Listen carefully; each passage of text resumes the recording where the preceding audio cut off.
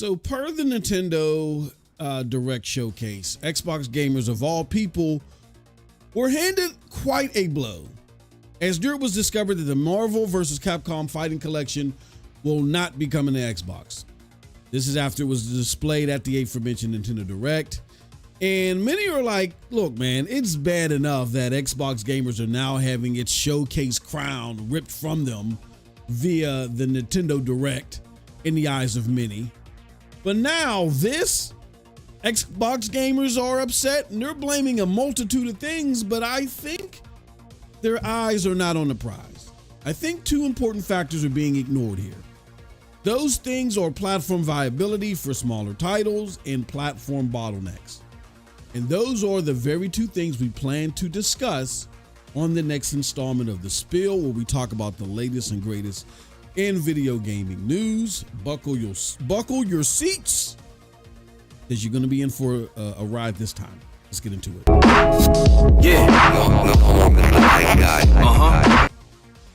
What's up, people? What's up, people? What's up, people? It is your boy, MM2K of PNTS Network, GEIX, Cloud Dosage, Hard Knock Digital Culture, back again with another episode of The Spill.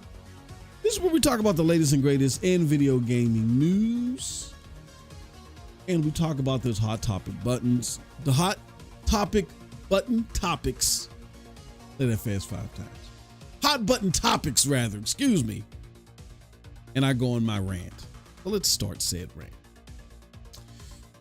Yeah, so we got people that are upset about this latest revelation of Capcom, Marvel vs. Capcom Fighting Collection not coming to the Xbox platform. Like we said, it was displayed on the Nintendo Direct. You're seeing excerpts from that showcase that highlights this game. A lot of people cherish this game. It is a cult classic, and it's been synonymous with Xbox Play. It's been on the 360 and I believe the OG Xbox as well. So what is going on here? Why is this game skipping Xbox? And more importantly, why do games keep skipping Xbox altogether? Let's first deal with this game and let's talk about platform viability. Let me do this. I want to show you guys something. I want to show you this.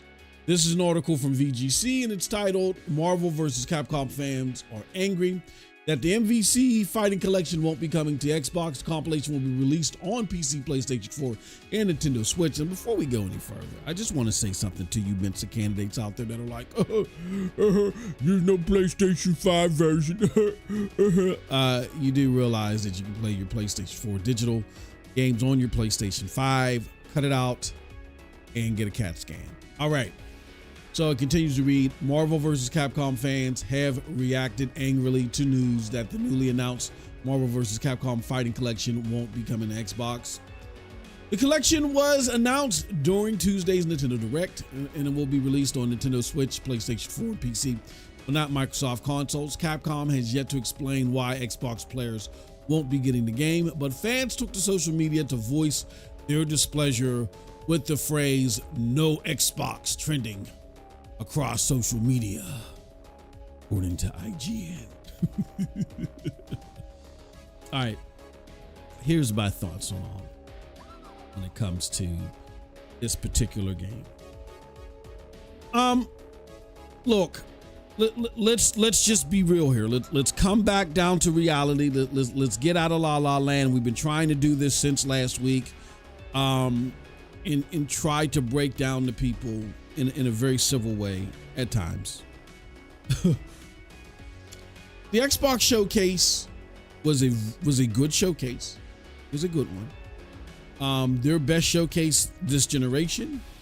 And I had people in my chat say, this is my top 5 all time. I'm not going to argue with that. I think that's fair for you to put it there. You know what I'm saying? It's where the rhetoric was starting to lean towards this was the best Xbox showcase ever, when we've had Xbox showcases that not only had BioShock, but had Mass Effect in them. They had Gears, when Gears was originally released. I believe the original Fable 2 was in there. And then the almighty blow that really made Xbox a competitor on this forefront was when Grand Theft Auto 4 was revealed to no longer be exclusive to PlayStation, and it was also coming day and date to Xbox as well. That was huge.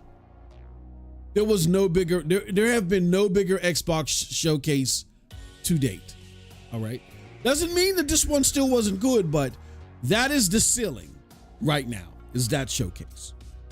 All right. So I wanted to, we've tried in a civil fashion, some uncivil, to try to pull you back into reality. Now that we feel like enough of you are grounded back in reality, for those that are still stragglers that have yet to hit Earth's surface, this showcase, as good as it was, changes nothing on the surface. It changes nothing yet.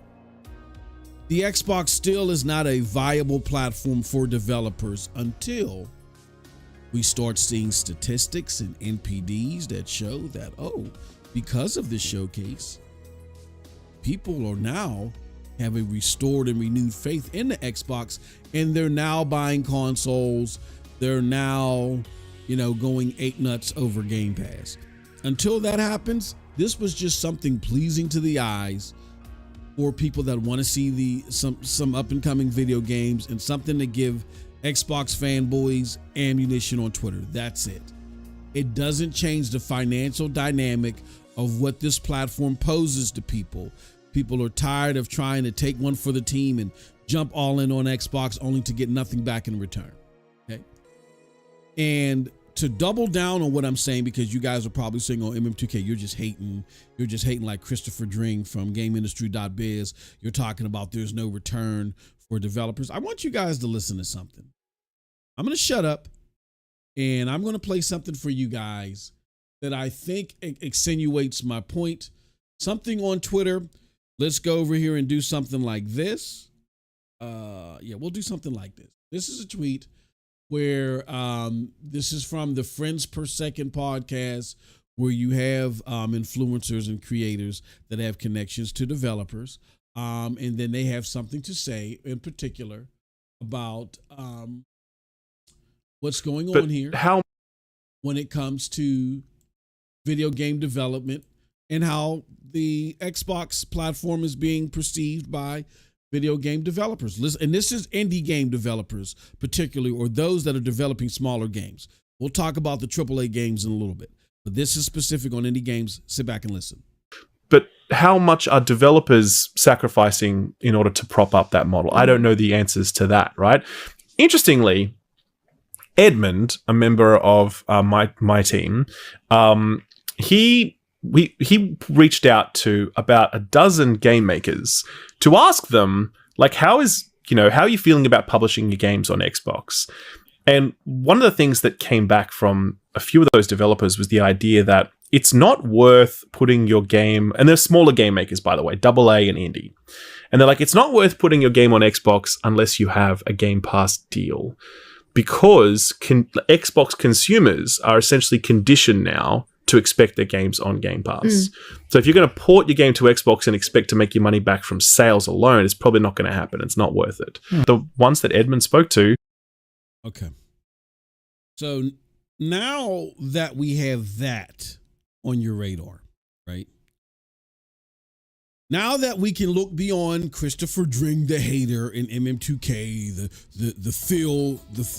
the anti-Phil creator, now that we've gotten that out of the way and we're listening to sensible people that are just cascading information to you from developers, hopefully it sinks in.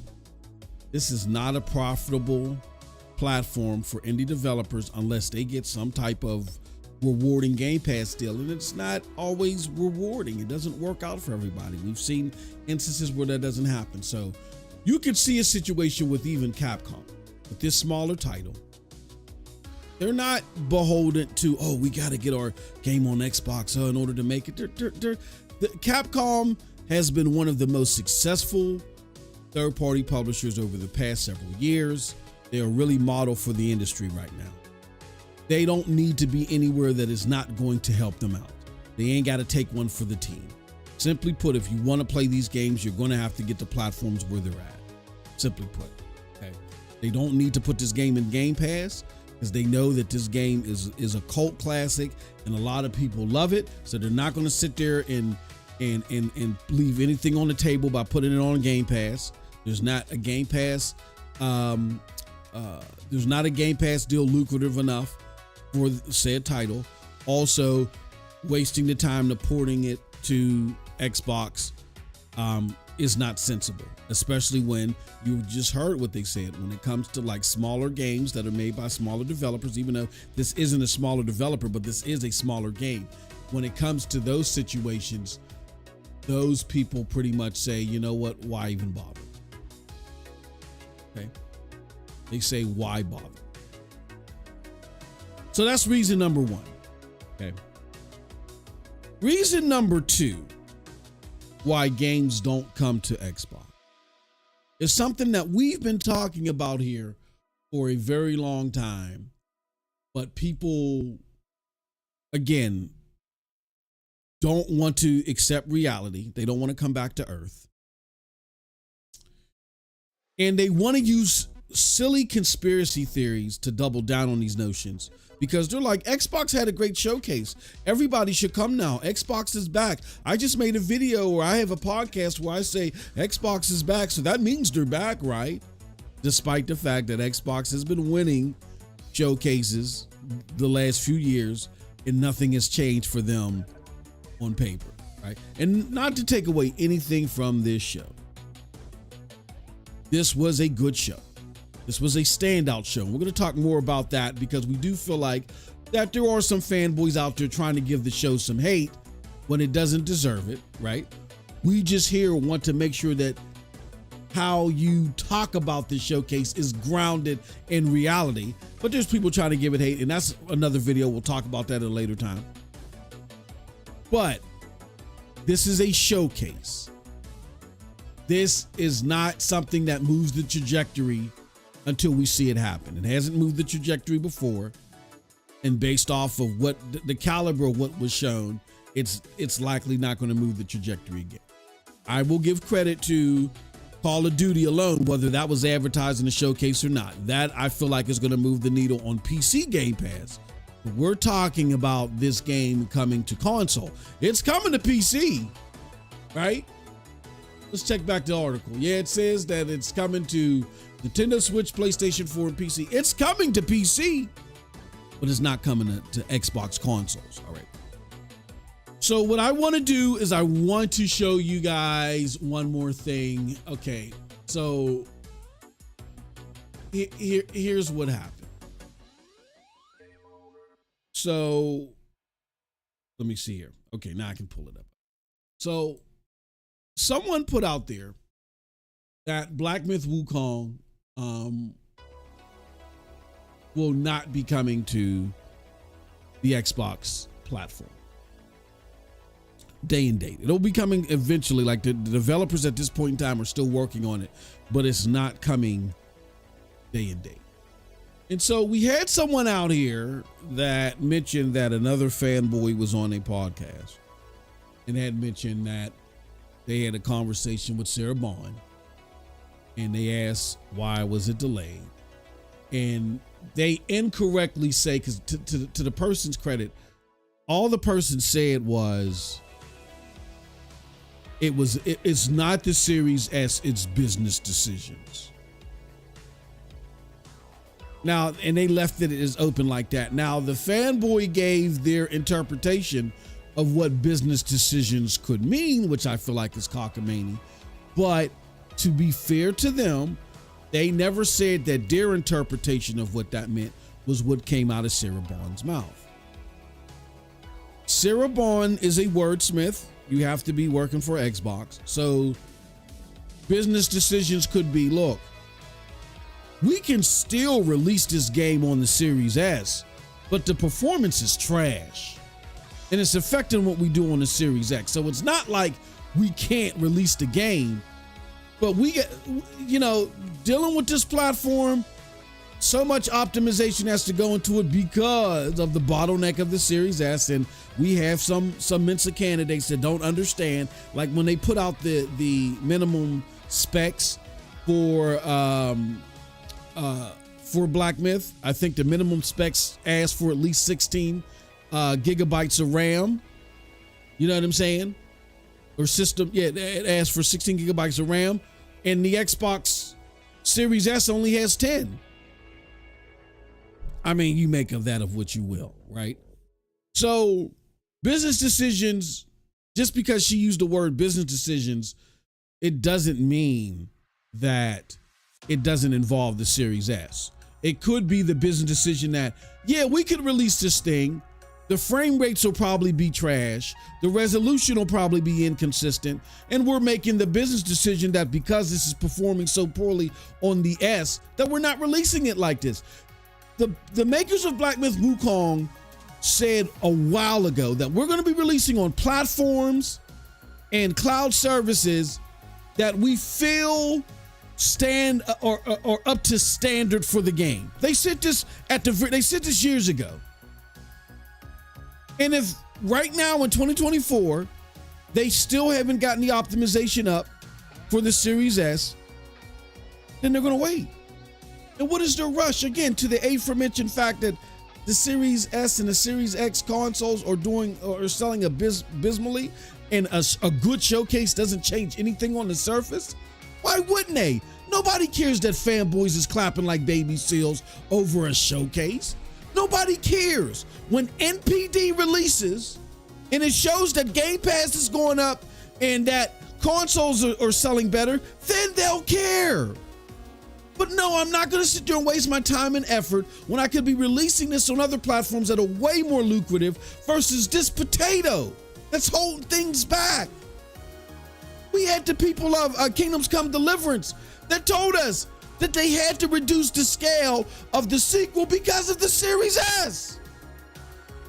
Nobody cares that you got a showcase and that you're all creamy knuckle now. I saw a little bit of Fable gameplay, I think. Oh. Nobody cares.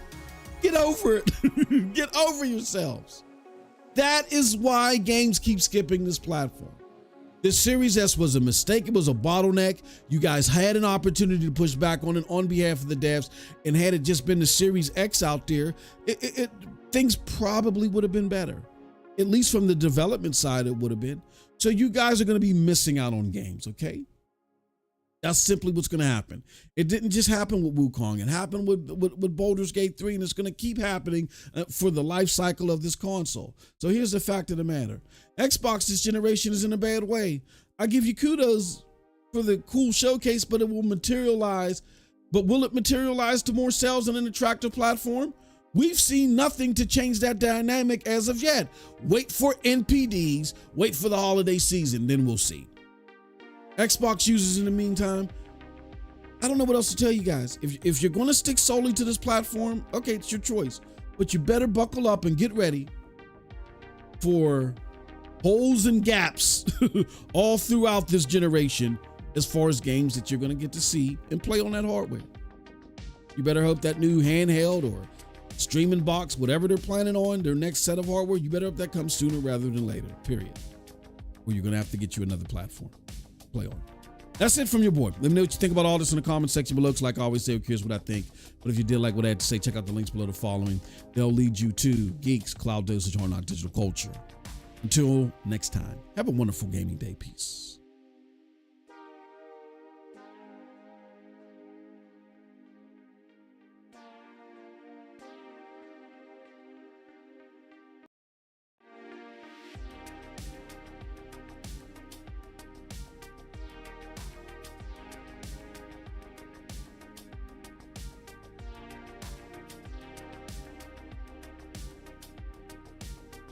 What's up, people? What's up, people? What's up, people? It is your boy, MM2K, back again. And I think Cold Blood and I are in the wrong chat. It's probably my fault. Let me see here.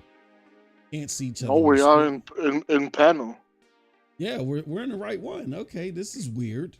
Say, oh yeah, they can hear you, Cold Blood. What's up, everybody? I just got to refresh something. You guys will see us soon. But we're back again with another mic check. Man, oh man, oh man, do we have a great one for you guys. We're going to be talking about why, games keep skipping Xbox. What's going on with that? And then we got some other things to talk about too. Cold Blood alerted me to something that's going on with PlayStation.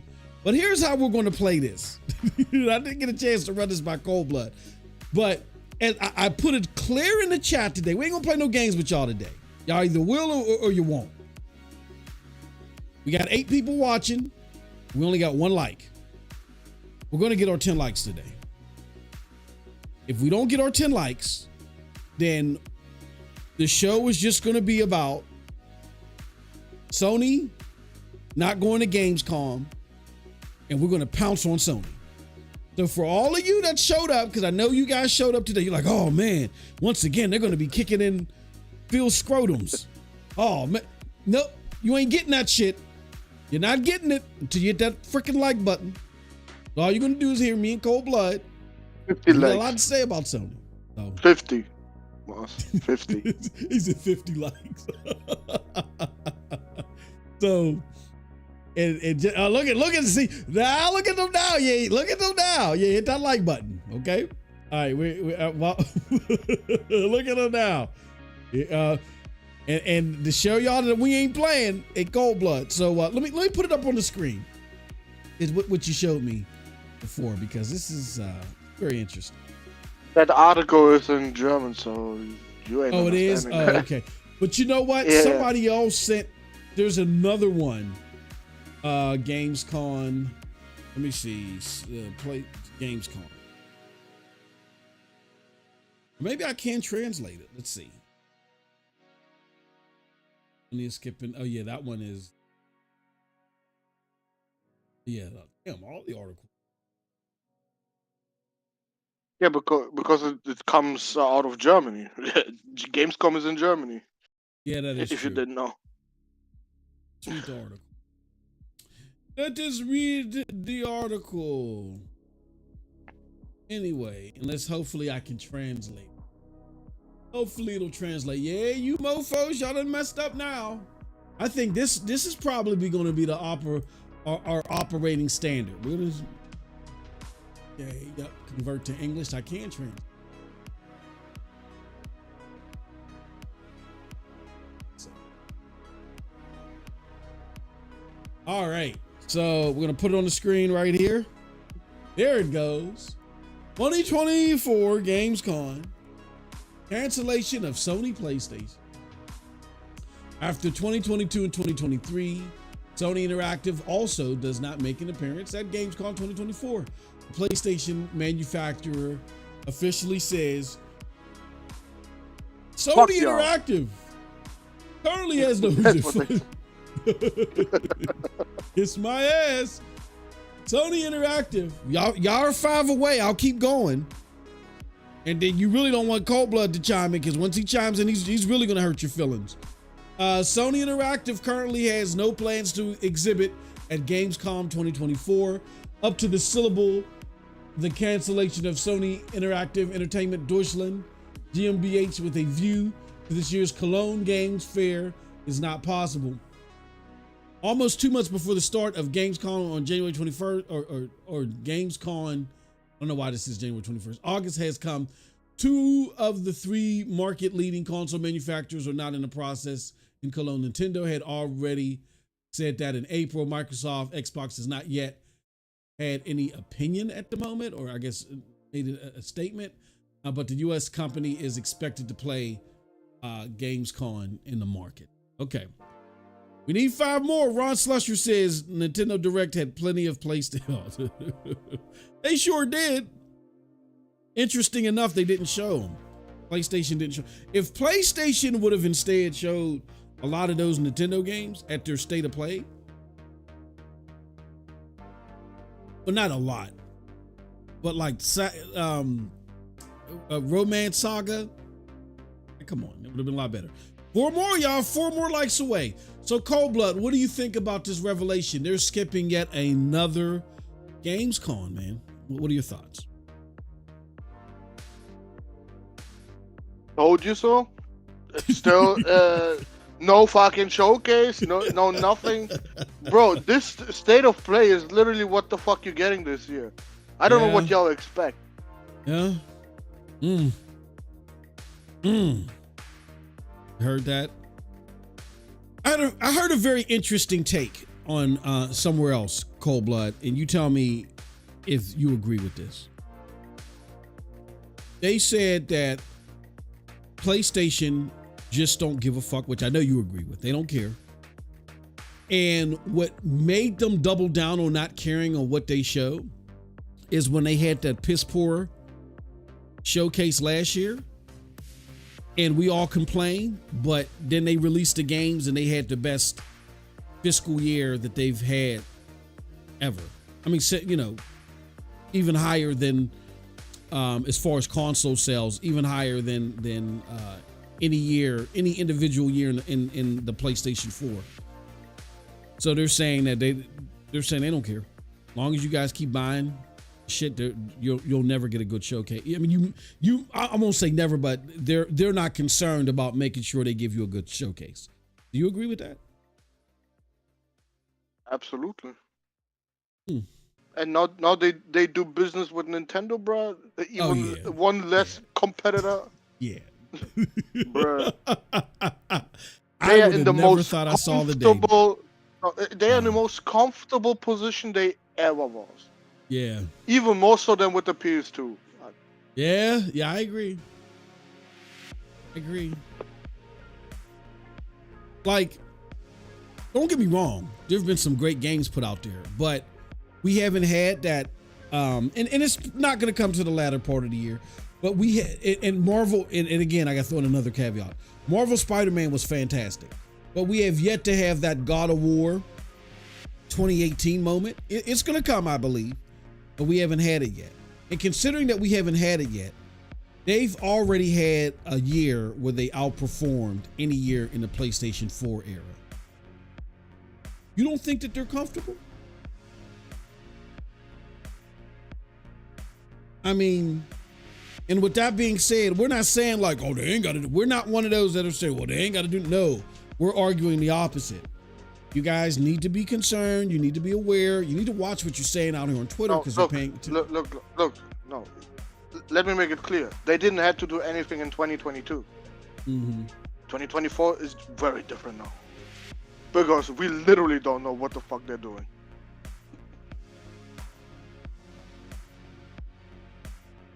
So I would argue that you guys really need to pay attention to what's going on here because it's not the most ideal situation. Am I arguing that the PlayStation is over? No, I'm not arguing. I'm saying you're not going to get you're not going to get the treatment that you deserve if you guys just sit here and cap for this. You're not going to get it. So my suggestion to all of you is to make sure that you don't sit there and say, oh, PlayStation doesn't have to do that. PlayStation doesn't have to do this. You guys speak up and don't worry about what the delusional wing of the Xbox community are doing, because they're sitting there saying that people are selling publishing rights for 3 months. Don't pay them no attention. You got to do what we've been doing on this channel for years. Remember how we were saying for years? We don't get why the Xbox people won't speak up. We don't get why they're not saying anything. We don't get. And now we're in a position as enthusiasts for PlayStation, at least from my concern, just from a console standpoint. We're now in a position to where we should be saying, this ain't cool. We're not rocking with this. And you guys need to do something about this. Because this is not what we deserve as consumers. So I just want to make that abundantly clear. You know what I'm saying? Let me see, where we at with likes? That's exactly what we deserve. Because Sony, everything is great over there. You're the best. You're doing awesome. That's all I hear all the time. No? That's exactly what we deserve now, Moss. Because ain't nobody speak up. I mean, I can't disagree with that. I cannot. We need 4 more. I mean, apparently, I think some of you guys that are lurking, you might agree with us. I know a lot of people say, oh, it's a stop throwing at the PlayStation. Maybe y'all agree with us. That's why y'all not hitting the like button. But I know there's a bunch of y'all that are viably upset. You're like, oh, when are we going to get back to dog and Xbox? We're not going to get anywhere close. Till we get our 10 likes. We want our we be damned. We want our 10 likes. And we're sitting at, we got 12 people watching and we only got 6 likes. So choice is yours. That our usual fucking ratio, 50-50. Oh man, it's crazy. Yep. But yeah, man, I'm disappointed to see what's going on. They're talking about, I mean, the last communication we got from PlayStation, which I don't want them talking every 5 minutes. I don't need them to be Phil Spencer-ish, but the last communication we got from them was, we hear you. We take our feedback and we hear you. So hopefully, you know, they're going back to do something. We are still learning. That's what we heard from them last time. Is that what they said? We're still learning? Yeah, remember how much I was fucking mad at this when Herman Host said this shit? Bro, that made me so mad because I hate this shit when a CEO says we're still learning, brother. We're still learning, yeah. Like, nah. Some fucking Phil snake is exactly. Is in the play right now, and I'm not amused. Still learning. We're not Xbox over here. And me, I left that shit. I don't want it. I didn't leave that shit to hear that shit again over here. Just to hear from somebody on the surfboard. I didn't do that shit. I came over here because you guys operated in better standards. I do not want to hear yeah, I didn't know that I wasn't supposed to do that. I don't want to hear that shit. Yep. I know what Jim Ryan said. Jim Ryan ain't here anymore, bro. I completely know what Jim Ryan said. Jim Ryan ain't here no more, bro. This is Herman Holst and that other cat and Hiroki Totoki. This is a whole new world. And at least when Jim Ryan was here, I won't say that the fanfare was where it was supposed to be, but I think Jim Ryan had enough common sense to know that we got to do something. I'm not saying it would have been but I think Jim Ryan would have known, all right, some type of roadmap has to be present. Yeah, we wouldn't be getting this. And again, I think that with Jim Ryan, he was the beginning of the problem when it came to fanfare. I don't think he really believed in it. Because they really started, when Jim Ryan, before he even replaced Sean Layton fully, when Jim Ryan got in the ranks, that's where they started really cutting back on the fanfare. But I think Jim Ryan would have even known, yeah, man, we can't do that. This is not going to fly. Not going to fly at all. We got 16 people watching. We can't get 10 likes. Hit that like button. That's all you got to do. Doesn't cost you a dime. I don't get your social security number. I don't get your fingerprint. I don't get no retina scans. Just hit the like button. All we need is 4 more likes. Otherwise, we're still going to go on our tangent about PlayStation. Juice says, I hate all of these showcases. Just drop me a teaser and the date the game comes out. What do you think about that, Cold Blood? Say that again. Juice says, I hate all of these showcases. Just drop me a teaser and the date that the game comes out. So you just want a state of play of one game?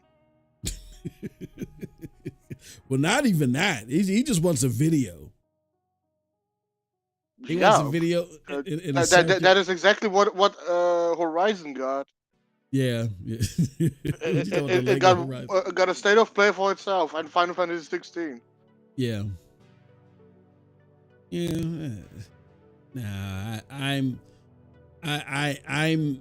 want you. No, look, across the year, yes, I agree with them completely. Yeah, like when a game trailer is ready, show that motherfucker. Don't wait for a fucking showcase in 6 months to show a game of that is already done and ready to go. Mm-hmm. Yes, I agree with them on that. But having no showcase whatsoever, nah, brother. Yeah. Not after the time that went by now with PlayStation and no real showcase.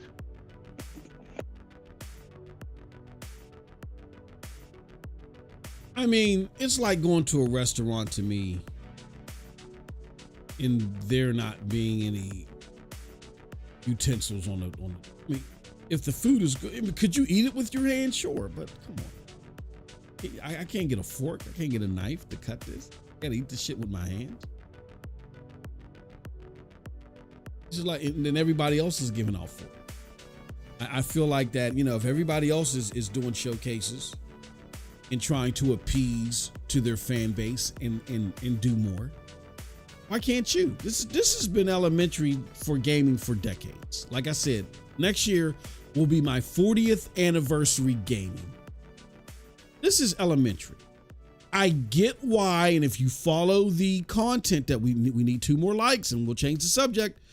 I get why people may be on the side of, look, PlayStation didn't need to do E3, right? E3 was counterproductive and all that. I kind of get that. And then we talk about that in members content where I deep dive into like this E3 expose that was recently released talking about the rise and fall of E3. I can understand that, but to completely say they don't need to do a showcase, no. Companies should always feel hot under the collar and hot. Wow, how do we go out of our way to keep our fan base excited for what's coming? Because once a game maker does that helps me believe that they're at least in the right mind state. Not know, oh, we got this. We do what we want. We need two more likes. We got Geek to Sneak in the house. Purple Haze in the house as well. Perp says, I personally prefer no showcase unless you want to show something. There are many ways to reach players. A showcase is low return on investment. She also says, not everyone else is doing it though. Is Nintendo going to be there? Well, I'm not worried so much about Gamescom. Wait a second. Low effort on investment. You understand that Sony gets the money for showing it off, right? Or did we completely skip that part? She's saying there's low return on investment.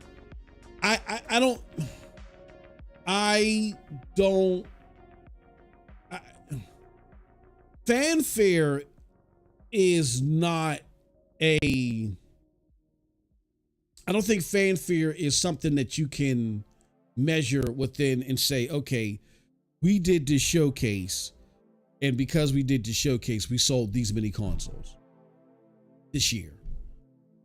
The fanfare is built over time, and it creates angst. And when angst is created, it's like something that began eroding years ago, just tumbleweeded all the way down to now. It's like, yeah, okay, now I'm going to PC. You don't want that erosion to set in. So I don't think fanfare is one of those things where you can calculate and say, for every dollar that we spent in marketing for this showcase, we could conceivably say we got $3 back this fiscal year. It doesn't work like that. It's like a metal coating to stop erosion. And when people are looking around and they're getting roadmaps and they're seeing stuff that they like, or in the case of PlayStation, they're starting to see stuff that they don't like what's happening with Lego, you know, and all these new categories that PlayStation is doing. That then starts the erosion. And this time around, I don't think you could just fix it by saying, well, they're going to drop cool games at the beginning of the year in 2025. Because look, this year people are upset. They're mad because they don't have anything substantial for the end of 2024. See, here's what happened. And the saying goes, fool me once, shame on you, shame on you. See, last year when they had that horrible showcase or that horrible state of play, we said, you know what? The state of play was bad. They should get lumps for it. But at the end of the day, we know PlayStation is going to keep us fed all year round. We know it. They're going to at least drop like Marvel Spider-Man 2. Nah, I mean, that's one game during the holiday season, but it was a great game. We at least going to get that. We know that. And what happened was we fell for the okie doke. At the beginning of the year, they dropped a whole bunch of great games, right? But that's the beginning of the year. We're going into the gaming holiday season. That's the biggest time within gaming, and they don't have anything substantial for its fan base. PlayStation fanboys gonna tell you different, Moss. They got Astrobot coming. Yeah, Astrobot and Concord. Well, let me see them buy a PlayStation for that. Or you said PlayStation fan? I thought you said Nintendo fanboys. Yeah. No. Yeah, PlayStation fanboy. Yeah, let's see them clocking hours on that. Yeah, so I understand what you're saying, Perp. If we were having this conversation in 2022, even 2023, yeah, because of the precedent that they set, oh, we're going to get fed. It's a bummer that they're not showing us things in advance, but we know PlayStation is going to deliver. Now we don't know that. We don't know that. Look, I've been told, I'm pretty sure you've heard, I'm pretty sure a lot of people heard about this master collection of games that PlayStation is either working on or, you know, are pretty much ready to go that they just won't talk about all of a sudden. And I've been sworn to this by developers. I've had one reach out to me recently and say, look, dude, I'm sorry. I don't know what they're doing. Again, because they talked to me last year. I don't know what's happening. That being said, I don't know if these games have been canceled. I don't know what the state is, because it's all smoke and mirrors until the game releases. I don't know what's going on with these games. Now we're in a situation where we just can't trust PlayStation based off of precedents. The freaking CEO, the new CEO just told us he's now learning. Or, you know, we're still learning. Huh? Now you sound like Phil Spencer. I don't trust a damn thing from y'all now. Until I see it. In the words of the illustrious Little John, let me see you do it. You gotta show me. I'm not going by any, nope. And that's why when shout out to Paul Game when he was like, or somebody in the chat was like, but Jim Ryan does XYZ. That was Jim Ryan. Bro is gone now. We left with Hiroki Totoki, who at the very beginning, just like Phil Spencer, I got a good feeling about these things because I can tell by the way people say things. I can pick up on these patterns. I was not fond of Hiroki Totoki being in that position, even if it was interim. And now it seems more than interim because these two CEOs are reporting directly to him. I am not comfortable until I see stuff.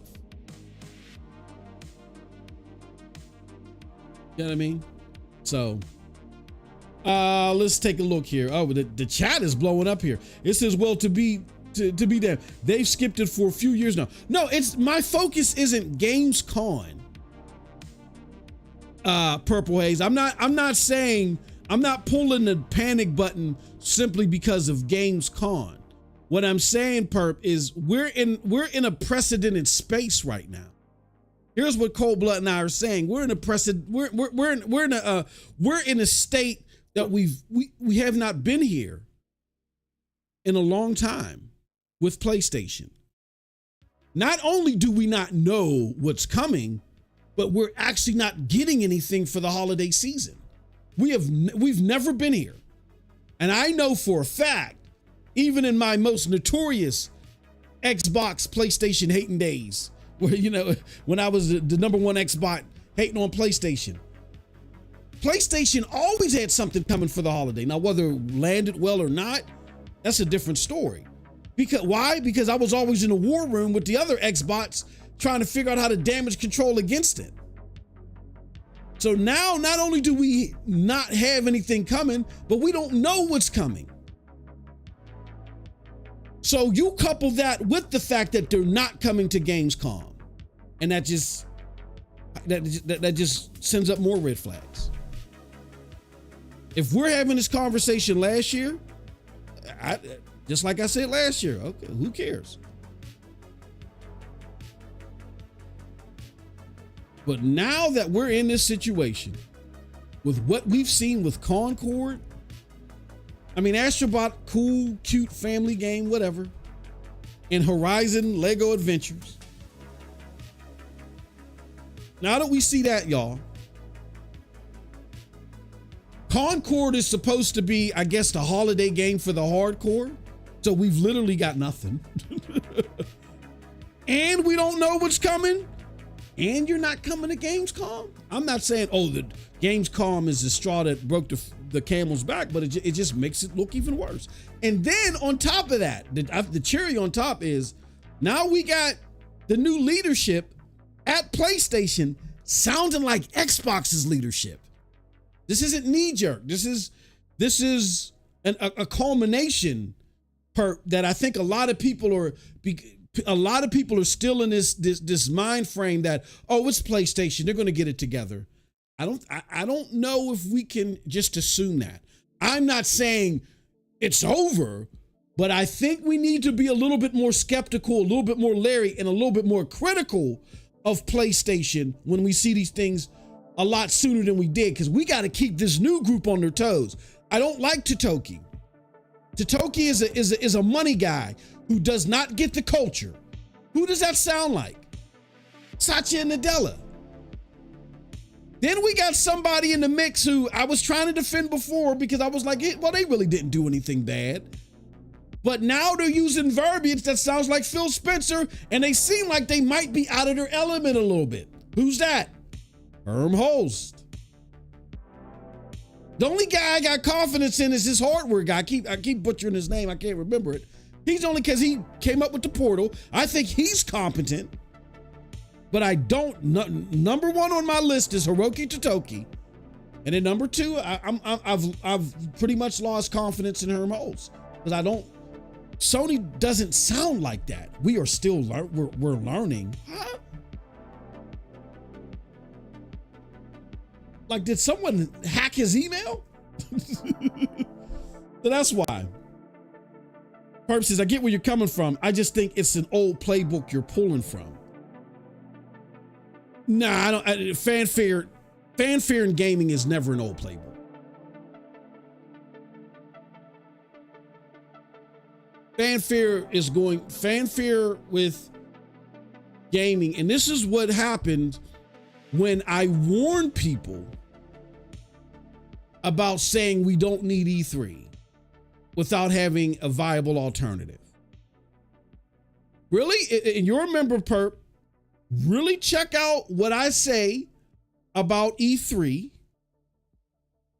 And I read that article from Christopher Dring. Very eye-opening article. Excellent article. And I put in my information and my 2 cents based upon my experience over E3. Sean Layton agrees with me. There needs to be a viable, suitable alternative to E3 that's more viable for the companies. As to your point, part where you say the return of investment isn't good enough. I understand that point to a certain degree, where you don't have all the pyromanics or whatever, however you pronounce it, and all the fire shooting out. They got ridiculous with E3. It can still be all digital. I even talk about a solution, an alternative of how we can bring back that essence of E3 in entirety and make it even better. But all that cost that was associated, bringing 500 people with you, that was insane. That part of it is insane. But to do a showcase, no, fanfare will never die. When it comes to gaming, no, you have to do it because it's not.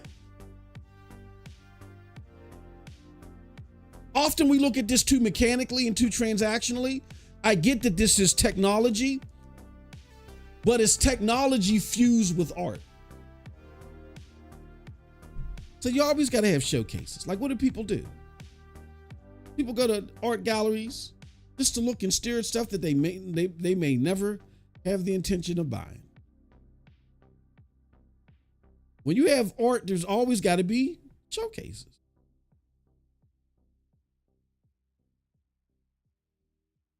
In such an art that has a consumer hobby as this, there's got to be showcasing. Shout out to Perp. She says, all good here so everyone knows. No, Perp, they should be used. If they ain't used to it, then they need to go take a Tylenol or something somewhere. They should be used to our back and forth. They know where everything is all good here. Unless Perp, unless we got some bots, we got some X bots in the chat that they're a little upset. But thank you so much, Perp, for the $20. Perp, I appreciate it. We both appreciate it. Yeah, but that's the point I'm making.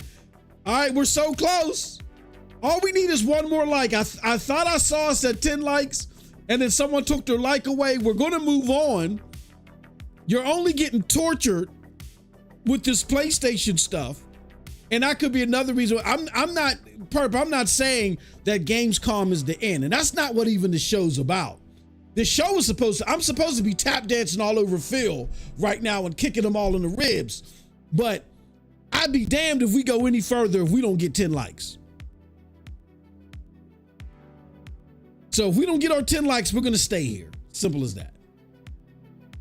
That's all we got to get. We're not asking for much. We've had a total of 48 people come in and check out this show so far. We can't get 10 likes. I be seeing, and not you, Perp, because Perp, you're always a huge supporter of the platform. Now we're taking a stance. We are. Call it whatever you want. We are like a community here. We're not the average content creators where it's all about having all this fancy produced stuff and trying to get, your super chat or whatever. We do this as a hobby. We're not turning down any blessings or any support, anything like that, because it helps make the platform better for you. Like I said, we got a members giveaway. And if you want the best leg up on that giveaway, you need to become a member now. Not only are you going to get great content Monday through Friday, but it's going to increase the number of entries that you're going to have once we do the giveaway. So the longer you've been a member consecutively, the more chances or tickets or whatever you want to call it you'll get. More to come on that. That being said,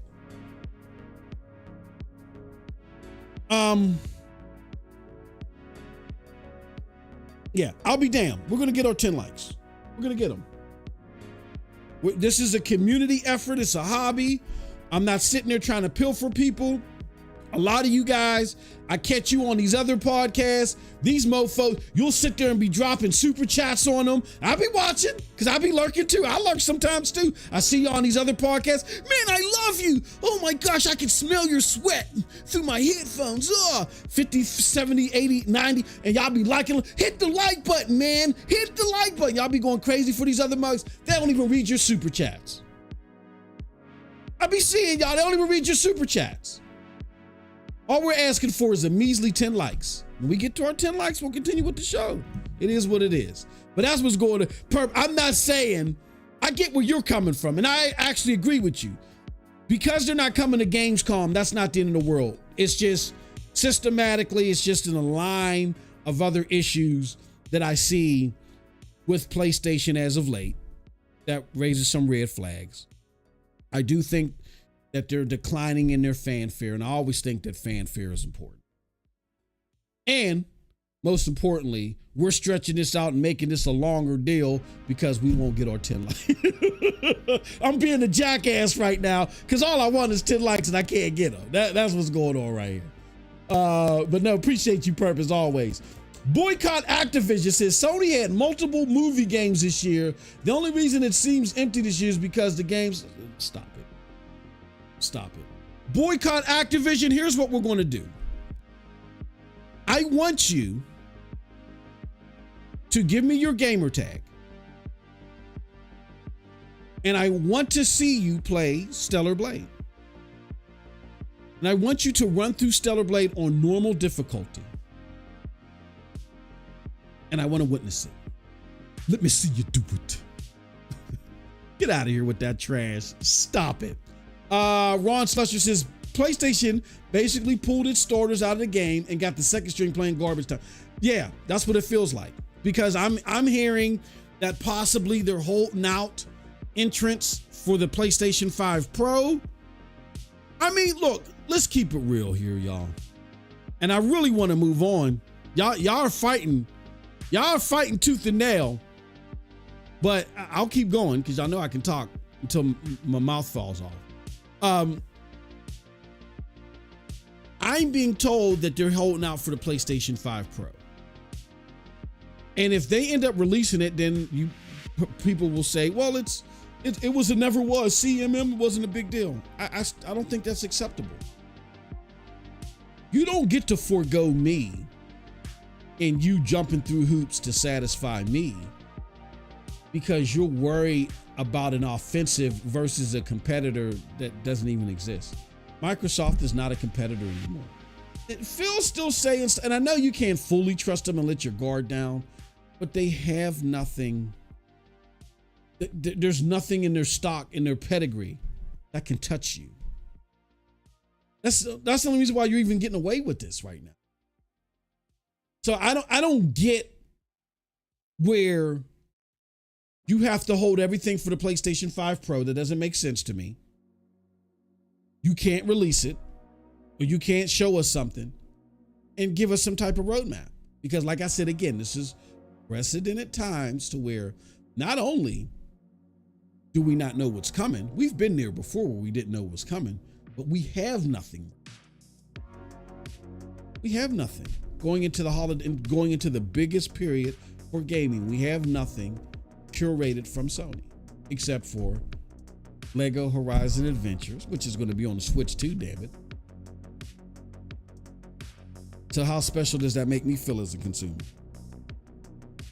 A goddamn multiplat. What? A lot of people look at this and say, oh man, that's stupid, man. Like, why do you care that games are everywhere? I paid $500 for this box. Oh, shout out to Juice with the $5. Juice says, I'm trying to be an agent of chaos for you. 10 likes. Hey, yo, Juice, I appreciate you, good brother. I don't know what it is, man. We might, I thought by leading out with this would invigorate the PlayStation listeners to hit the like button, because last time when we did the reverse, when we were kicking in Xbox's teeth, we didn't get the 10 likes. And I thought it was because we had way more PlayStation people lurking and they didn't want us to start talking about PlayStation. So we said we're going to do it in reverse. But I don't know what's going on. I couldn't tell you. But we're going to get our 10 damn likes. Anyway. Yeah, we're in unprecedented territory. Because we're in that territory, we're gonna make people. I think we as consumers, we got to throw away the I love PlayStation hat for a second and just be straight up consumers. And I paid $500 for this box, and I paid $500 for this box, particularly for the multiplats. I don't buy. I mean, I'm sorry. Particularly for the exclusive content. I didn't buy PlayStation for multiplats. I play my multiplats on PC via NVIDIA GeForce Now. I don't need PlayStation for my multiplats. Right? So you telling me, you giving me 2 multiplats in a kid style game platformer, that don't make me feel comfortable about my $500. See, if people are looking at this as, oh, you're just being a fanboy and you don't want games anywhere else. No, it's not about that. I paid $500 for a piece of machinery that only plays games for me. I don't sit there and I don't have doctor's visits through this damn machine. I'm not making buttermilk biscuits. It only plays games for me. And I bought this machine separately from having PC or access to PC through NVIDIA GeForce Now for exclusive content, for bang out exclusive PlayStation content. So if in the biggest holiday season, I don't get that, yeah, I'm disappointed. And it got nothing to do with the other platforms, because the other platforms can have their own curated exclusive content. I'm not going to be mad at them. I'm not going to sit there and say, oh man, why ain't that on my PlayStation? No, that's what you have to do. Just sell your hardware. But I bought this piece of hardware. I bought this piece of hardware because I trust in PlayStation in either the games that they make themselves or the games that they curate and they team up with and they advise the people on, that they're going to come out with great experiences. And PlayStation has traditionally tried to put out those great experiences throughout the year, and particularly in the holiday season. So even if the multiplats are dry, if I'm sitting there looking at the multiplats and I'm like, oh man, there really ain't nothing to play, man. Oh, shucks. And I go into the holiday season, I can rely on PlayStation. I can rely on PlayStation to give me bangers. I can rely on PlayStation to give me too many damn bangers. That's why I invested in the console. It was that pedigree, it was that precedent that made me say, yeah, it was worth paying $500 for a system that's only going to play games, and I only want it for exclusive content. Now that exclusive content ain't coming in the cadence that I bought the damn machine for. Hell yeah, I'm pissed, and we're at 10 likes finally, goddammit. So I'll move on. That's where we're at. I'm gonna read a few more of you guys' comments, because you guys are lighting it up in the chat.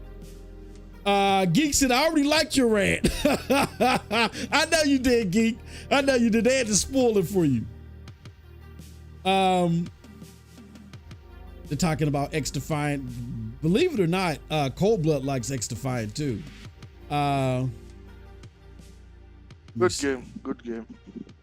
We got PlayStation 5 and Sweetie says, hee. So one like more from a hardcore Sony gamer like me. Maybe I like it. Have to listen more of your stuff first. Well, you did it. I appreciate it. Thank you very, very much. Sorry to do this to you guys, but we're gonna get our 10 damn likes. We're gonna get the 10 damn likes. Like I said, I see y'all. Oh man, I love you, Jimmy John. You are the best. Here's $50. Jimmy John don't read your super chat. Oh, did I miss a $50 super chat? Oh, my bad. And just go about their business. Don't even read the chat. Just go about their business. Oh man. Well, maybe if I give him 100, he'll read it. I see y'all lurking, liking. Hit the like button, man. This is the greatest show on earth. All we do is ask for 10 likes. It took, well, how long did it take him, Cold Blood? It took you mofos over an hour to give us 10 likes. We're gonna get our 10 damn likes. All right, we're moving on. Embarrassing, Moses. Just What'd you say? embarrassing. It's embarrassing. It is. It is. Very much so. All right. And they can't see us. Let me fix that real quick. All right. So here's what I want to talk about, y'all. I want to talk about what's going on with Xbox not getting these games. Oh.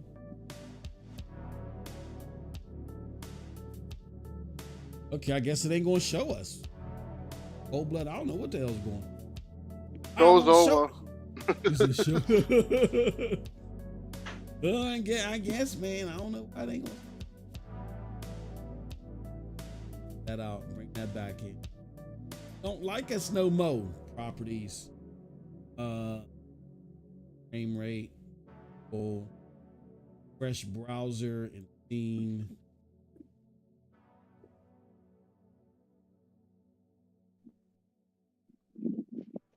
That didn't work. All right, well, whatever. They ain't gonna show us for some reason. I don't know what's up. So here's what's going on, y'all. Let's talk about it. If you didn't hear the spiel, we talked about it there. And it'll be airing at 5 p.m. Eastern. I might make that 4. You might make it 4. Anyway. So the Capcom fighting series is the latest. Capcom Marvel vs. Capcom fighting series is the latest of games not slotted to come to Xbox. They are dodging Xbox, Capcom is, and gamers are pissed. Shout out to Geek the Sneak for the $10. He says, is you finished or is you done? No. We just starting. We just started. So let me show you guys this. These are the games. Shout out to J-Dub, the always down the middle J-Dub, right? They're showing us all the games recently, I guess, from the showcases that are not coming to Xbox. So we got, of course, Lego Horizon Adventures. That isn't coming. We got Darkest Dungeons. We got Fairy Tail 2. Oh, damn. Fairy Tail 2 ain't coming. We got Phantom Brave. Jesus, that ain't coming either. Of course, we got the big one that everybody's going ape nuts about. Marvel vs. Capcom Fighting Collection. We got Romancing Saga, which out of everything that Nintendo showed, opposite of Metroid Prime 4, this was my favorite. Romancing Saga, the remake, that's not coming. God damn.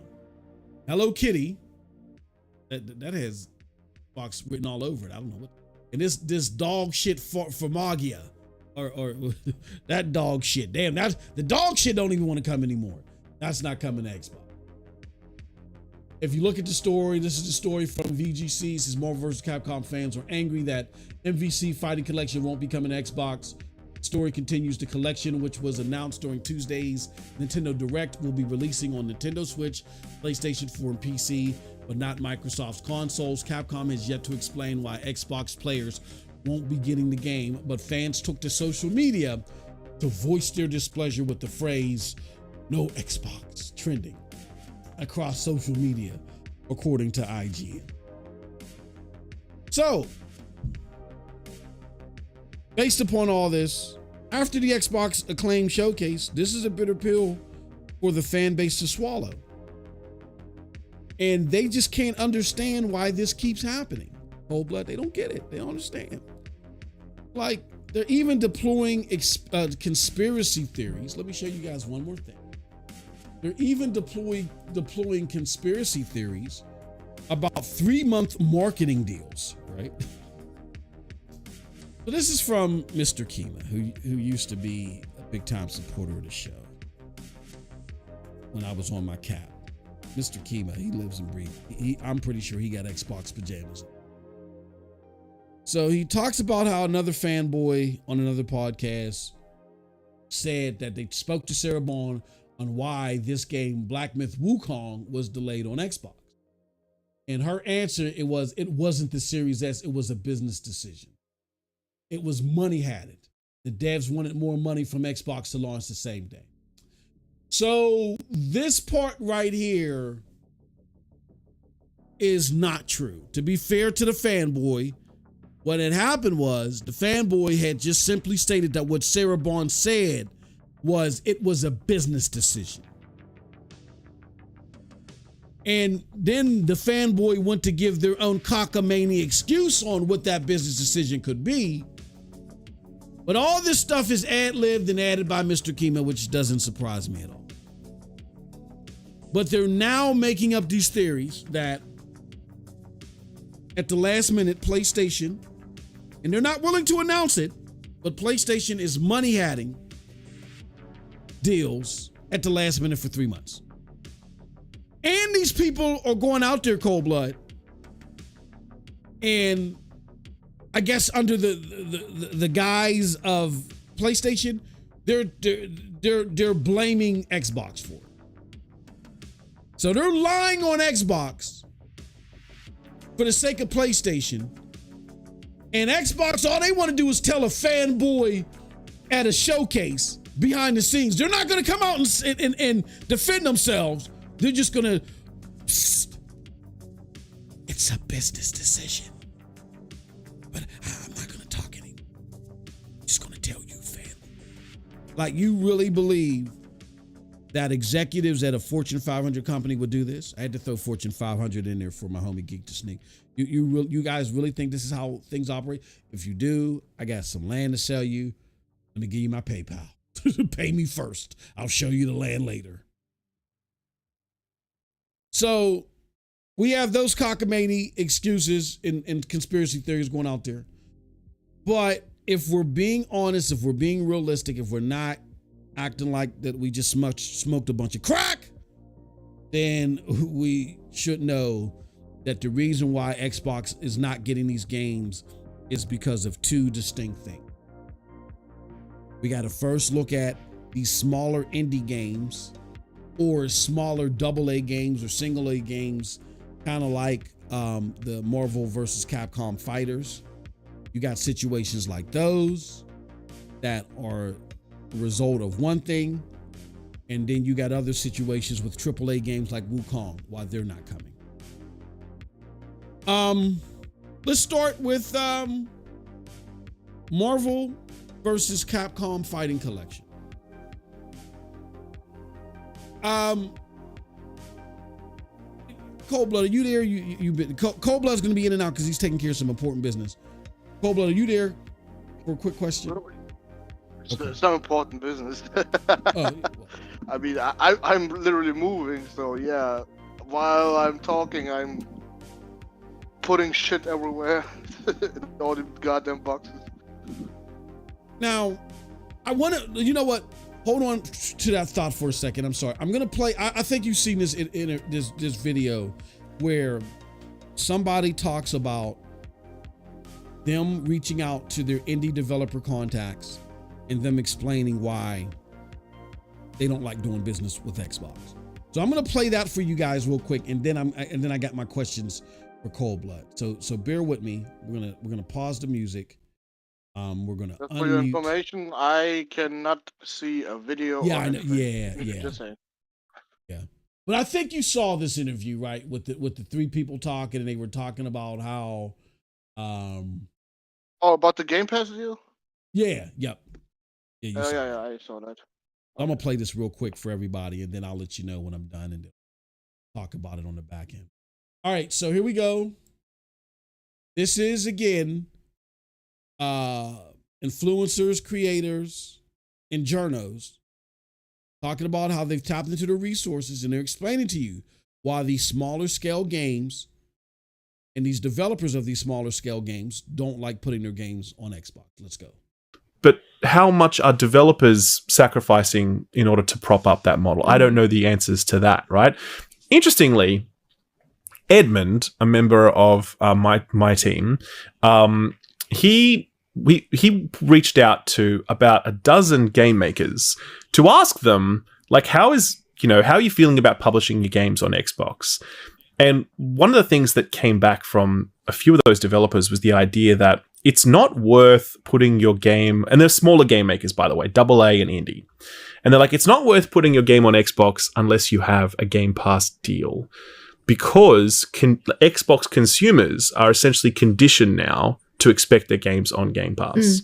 So if you're going to port your game to Xbox and expect to make your money back from sales alone, it's probably not going to happen. It's not worth it. The ones that Edmund spoke to, that's what came back. Interestingly, if you're interested to read that whole thing, that's on the Patreon right now. I'm not spruiking the Patreon. It's free to everyone, by the way. It's not behind a paywall, so just go and grab it if you like. But really fascinating insight about how Game Pass has shaped consumer behavior specific to the Xbox platform, to the point where developers don't want to port a game unless they get that Game Pass deal to lock in their revenue. All right. So you heard it. Just to refresh Cold Blood's memory, they talked about how the Game Pass deal is something that a smaller developer or a maker of a smaller game, they're like, look, if you're not giving us a substantial Game Pass deal, we are not looking forward releasing our game on your platform, because your user base is so conditioned to Game Pass, Game Pass, Game Pass. They don't buy shit. Okay. So you give us our money up front, and then we'll get whatever residuals come from sales after the fact. But if we don't get that money up front, we're not going through the money to port and utilizing our resources to port. We're going to go over here where people traditionally buy games, and we can just make money over there. You know what I'm saying? I talk to developers, and I know a lot of people would oh, Stadia is a failure and it closed and all other stuff, right? Now that's a whole different show. But I know indie developers who made more money on Stadia Pro than they ever did with Xbox. I'm not gonna spill the beans. I've talked to them behind the scenes. There's conversations I've had with developers who they were like, yeah, man, we're gonna sign up for, Xbox or whatever, and hopefully we can get even more money. And then we've had conversations with them after the fact, and they were like, fuck Xbox. I bullshit you not. Like that wasn't their words. But that was their attitude. Fuck Xbox. After they're like, because they're looking at it like, why are we getting this from Stadia, who hasn't even tapped to the main? They're not close to tapping into the mainstream market right now, but we're getting treated like dog shit over here at Xbox. Fuck Xbox. I've had multiple conversations like that with developers. So this isn't surprising to me. It may be surprising to a lot of you, but this is just the way that it is. That Phil Spencer went on IGN and said, "Oh, people have had something to say about, we conditioning gamers to not buy games." Like he's being snide towards that. But you see the little psychological, the deflection that he's trying to play. He's being snide towards something that's a fact. That's why y'all better get out my face about the Xbox is back because of some goddamn showcase. They ain't back. They just got better at tricking you Mensa candidates.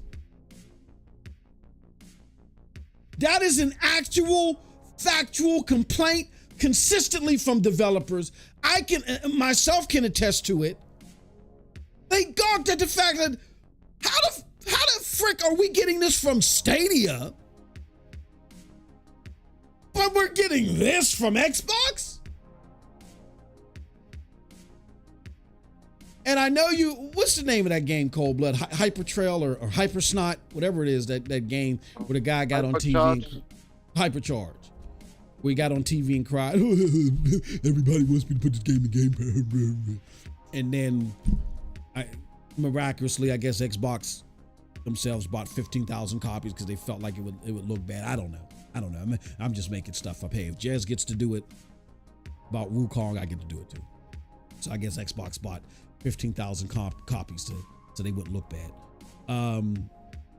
But that is the rarity. A lot of and they've come out and said it that Game Pass doesn't, even when you do get the Game Pass deal, it doesn't always work out for you.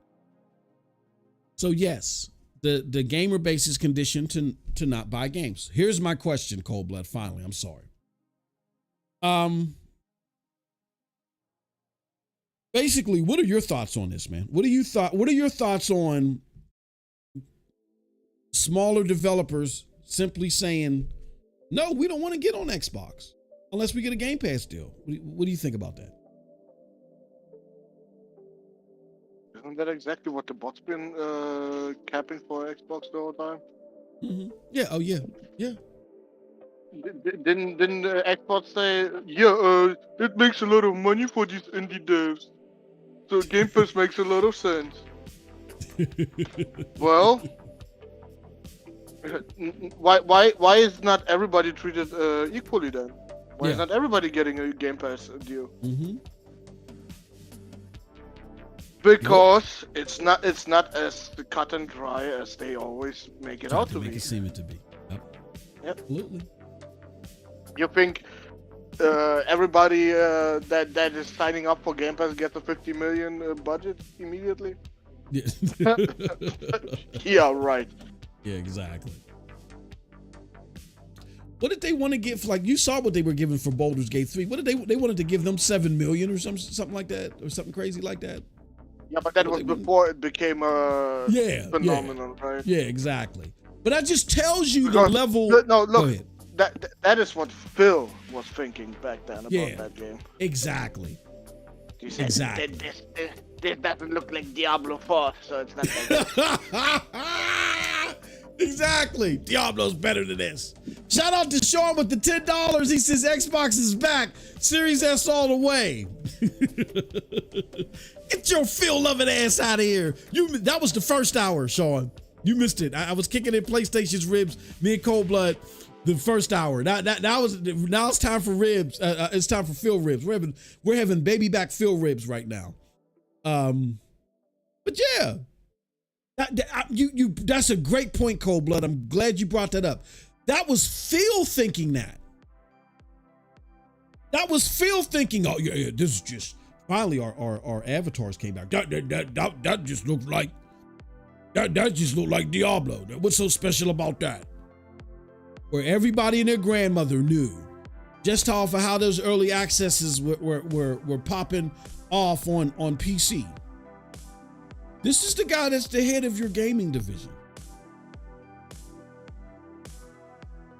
You want to chant Xbox is back? Because they had a good showcase? Where they hardly showed you any gameplay?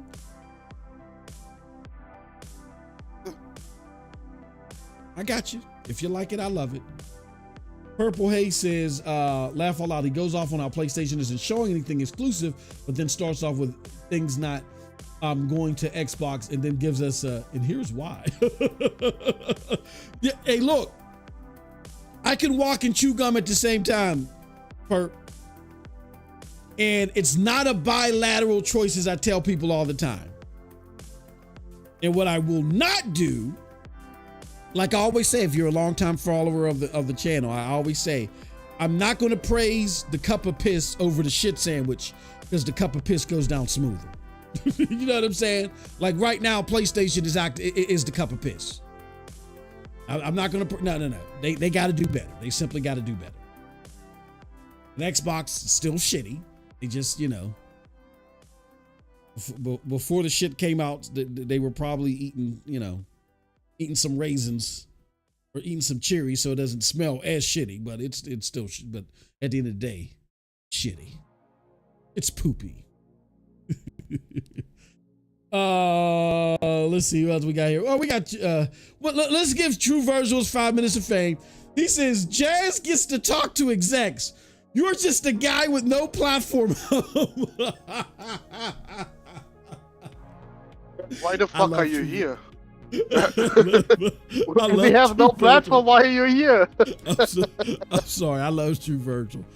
The True Virgil, I can only read one of your comments every 3 months now because your punk ass ain't a member anymore.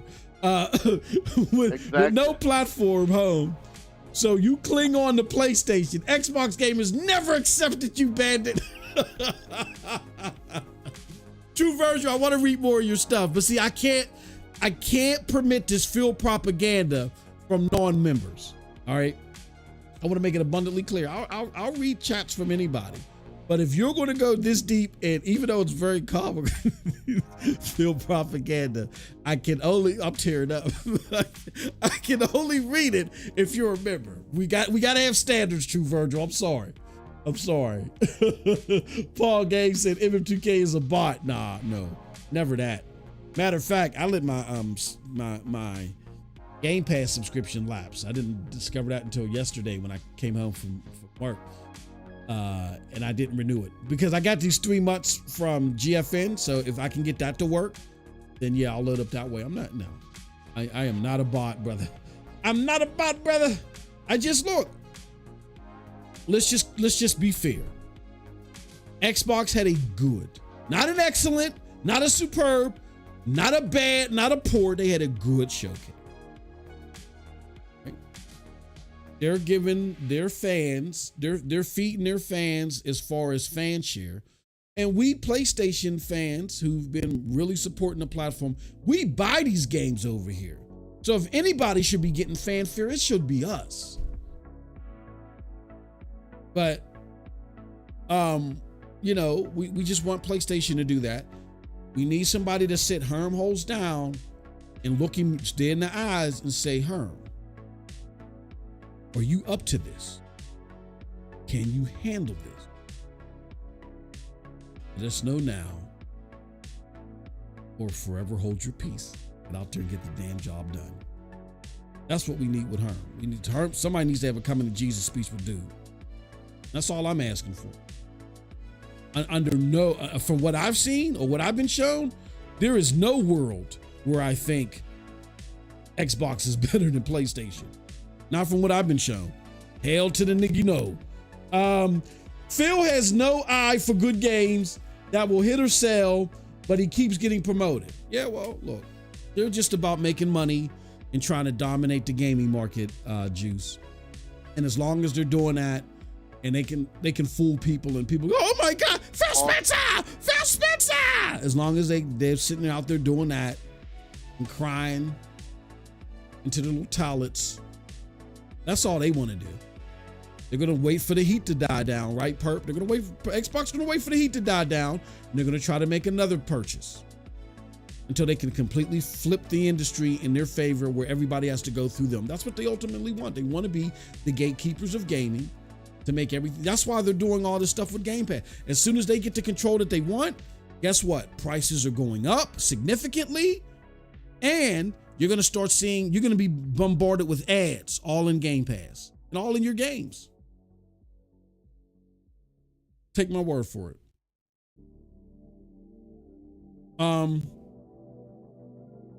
So yeah, so that's reason number one why Xbox is not getting the smaller indie games. Okay. Again, they break it down perfectly. Why Xbox is not getting the smaller indie games. What I want to talk about now, and thank you guys for getting us up to 15 likes. We appreciate it. Thank you so much. We don't ask for a lot here.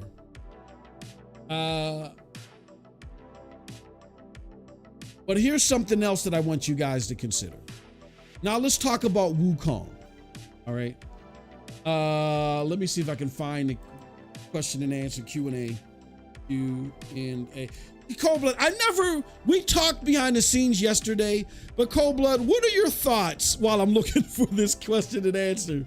What are your thoughts on Wukong being money hatted from PlayStation for a 3-month publishing deal? What do you think about that? Let me put that up here on the screen too. What's your source on that? Trust me, bro. Must be, bro, that the Series S is the one responsible for that, then. I don't know. I mean, y'all got fucked again. That's all I can say. Yeah. And it's gonna keep happening. Yep. You think Baldur's Gate and Black Myth was the last 2 games? Nah. As we go deeper in this generation, bro. Goddamn. Get ready for some fucking delays. Yep. Yep, absolutely. And why is that so, Moss? Why is that so? Because of the fucking RAM in that dog shit console. Yep.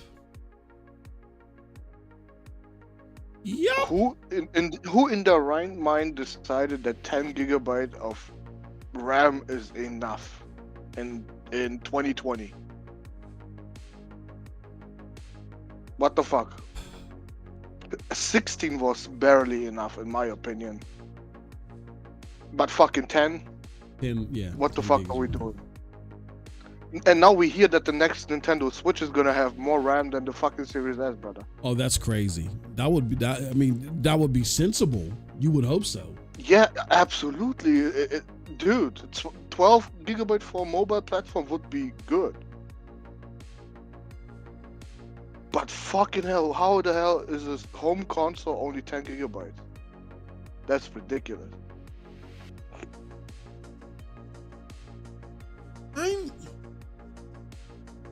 I'm struggling with this, Cold Blood.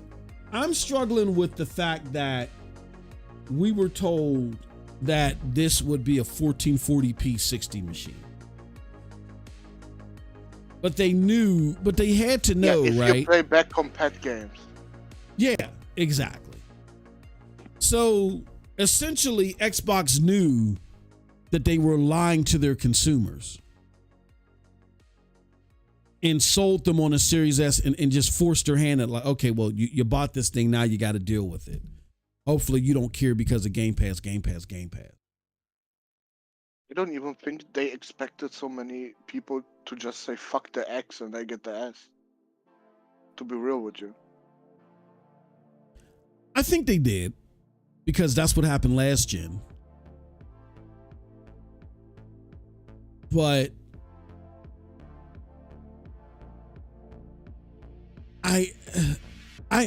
that's even, as much as I criticize Phil, that's even a hard pill for me to swallow, man.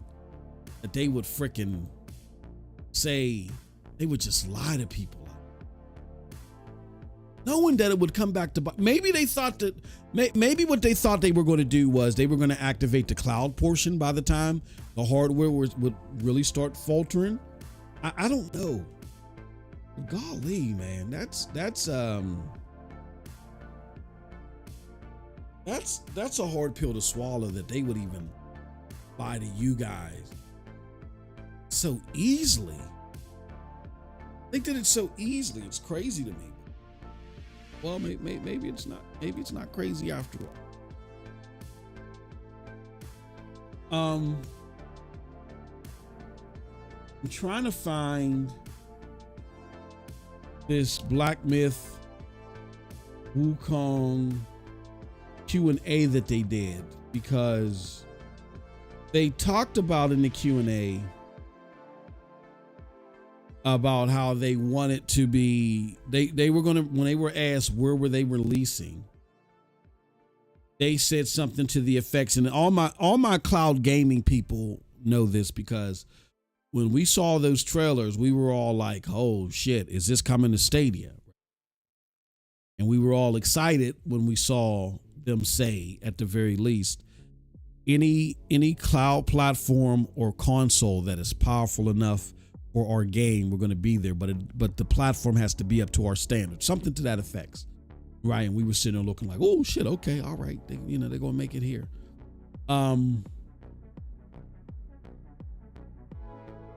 But yet, like you see on the screen, and like Cold Blood just answered to, we have people that are dropping conspiracy theories that there are 3-month deals or stuff is being money hatted. We had Jez Gordon speak to that. Jazz is Jazz. You guys know. Again, my Stadia people know, because he pulled that cockamamie stuff about Destiny 2 on Xbox, on xCloud versus Destiny 2 on Stadia, and then we had to shut that down. And then he came out recently talking about, I'm not a journalist, but because the developers of Black Myth Wukong won't get back to him and confirm what the specific issues are, that he's some type of journalist, even though he just said he wasn't a journalist, that they must be up to something nefarious.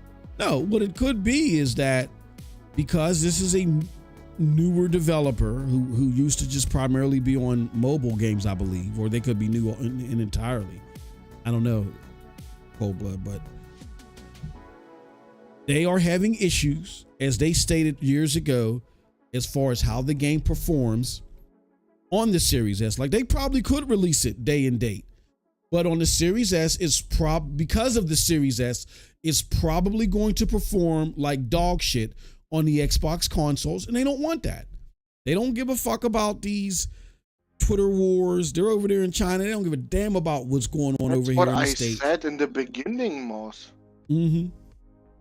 That's what I said in the beginning. It's not because it couldn't run. it's because it runs like shit, and Xbox like don't dog want shit. that. Exactly. Xbox don't want it. They don't want it. And that could be, to Coldblood's point, that could have been the business decision. It's not that it's not running on the S.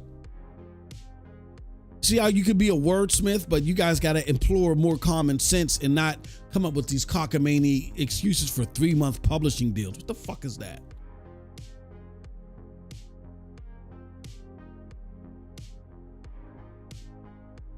And I'm starting to, I hate to, well, I ain't gonna take it there. Well, I feel like a lot of you are coming up with this shit for all the wrong reasons, because you misconstrue the relationship between this Chinese developer and the Japanese company of Sony. That's what, and I get that vibe, because people are ignorant like that. But I won't go there. We'll have that conversation another day. This is stupid. This developer doesn't care about none of that shit. They set a standard for their game. They said that they wanted to be a certain way.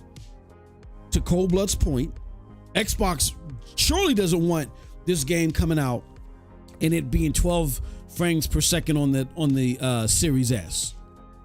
That would just be piss poor for them, especially after they had a summer showcase where the brand looks a little bit better right now, and they feel like, and they're scrambling to find ways to capitalize on this. They can't just capitalize on that alone. They're scrambling to find ways. Okay, now we're being talked about in a better light, at least for the time being. How can we capitalize on this?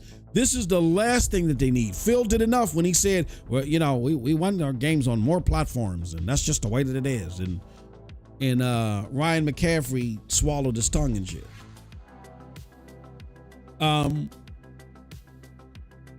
But yeah, to Coldblood's point, that could be the business reasons. That could be the business decision. That, hey, are you guys in agreement? Look, man, we can't release this shit, man. This is not going to look good for you guys. It's not going to look good for us. That could be the business decision.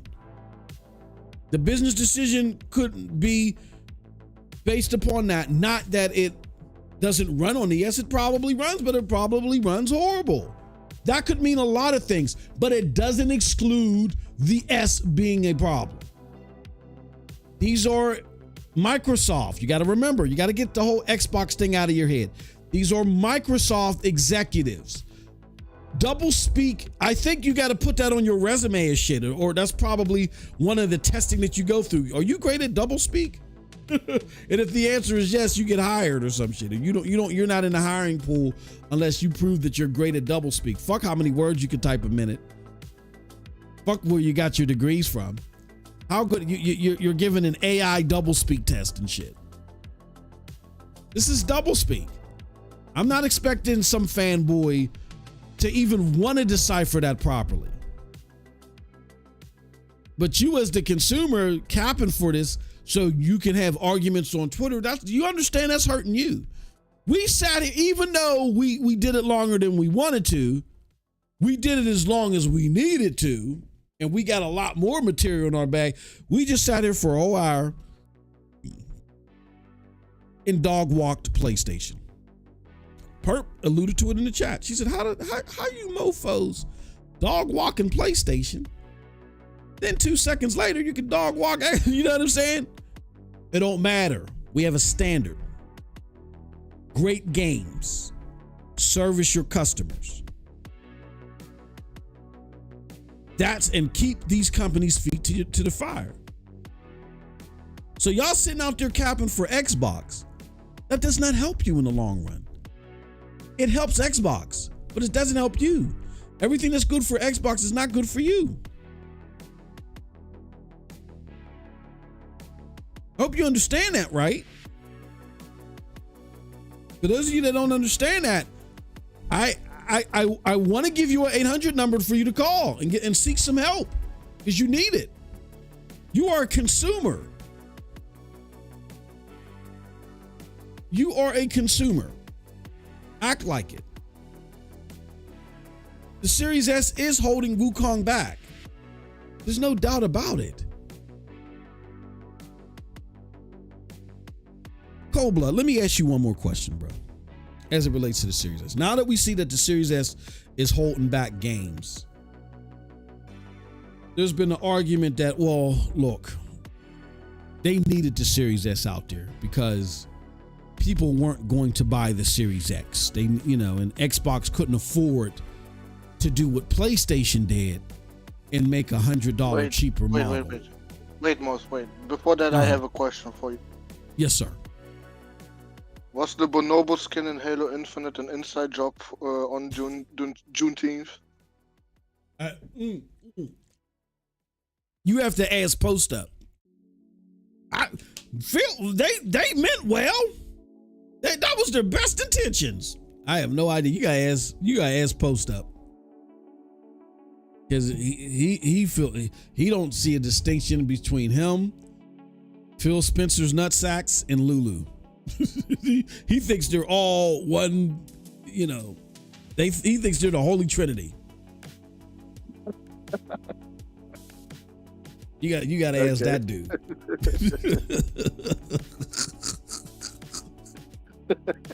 Shout out to Post Up.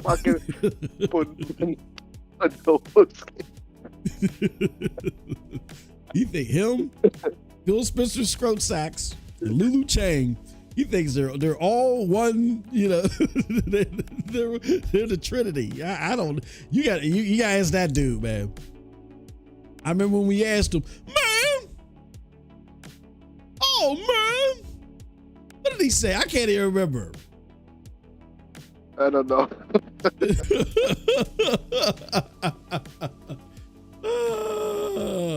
Oh man, he said the Bonobo skin was a representation of you traders. Oh, Virgil, no. Nah. Yeah, you okay. Again, sorry. You gotta ask that dude. Okay, go ahead. No, go ahead with your question. Oh, no. Okay, so people were saying that the Series S was a necessity, that they needed it because they were saying they're saying that sales would have been worse. Do you believe that, or do you think Microsoft would have been better off if they would have just went with the Series X? Absolutely. If the Series S did not exist, brother, it would look so much more worse. You think it'd be worse? Oh, okay. Oh yeah, absolutely. The Series S, it helped them with the sales numbers, big time. But at some point it was like almost 75 to 25% for the Series S. Yeah, that's ridiculous. Yeah. If the Series S didn't exist, bruh, they'd be so cooked. Yeah, I think that's fair if you look at because having the most powerful console, like if people could have just developed for the Series X and multi-plats would look better, I don't think that would have been enough because Xbox came out with no games and where PlayStation did, and Game Pass, you know what I'm saying? I mean, yeah, you had the pandemic, but as you can see, that slowly faded away. And what people were doing is, because the Series S was so cheap and PlayStations were so hard to come across, they were buying Series S's. I could never understand why. Yeah. Legit. You should have just waited a few months. Well, you have those consumers that just they got money burning a hole in their pocket and they can't help it. They're like the newest thing coming out. Okay, then get the fucking Series X, bro. But don't get the Series S. But like, you know, if you I have think this money to burn. Like, come on, bro. I think the Series X was hard to come across too. I don't know because I wasn't looking for one. I couldn't tell you, but I would have people. My friend's wife, as a matter of fact, she called me because she was trying to get it for her sons, and she knows what I do, and so she was like, "Well, you know, how can I get a Series? Because I know people were having problems getting Series X's, So yeah, to your point, Cold Blood, I think there was like a 70-30 split because they made way more Series S's than they made Series X's, and Series S's were like readily available everywhere, where the Series X was hard to find. But you definitely were not getting a PlayStation 5. You were not. Yeah, shout out to the scalpers out there. Yeah, they made out like a fat rat. They made out like a fat rat. Yeah, my theory is Series S, getting rid of it alone and just having developers focus on the Series X. Here's what I think they should have done. I think if Microsoft, along with Game Pass, would have focused on a stream box instead of the Series S, and just did X, for low-level xCloud people. If they would have did that, if they would have then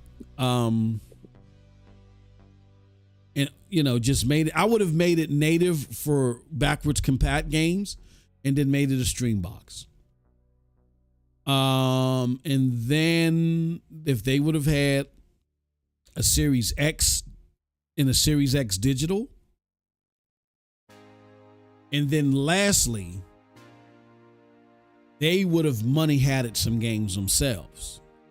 I hate that term because it sounds so nefarious when it's just normal business practice. If they would have money had it a couple of exclusives themselves,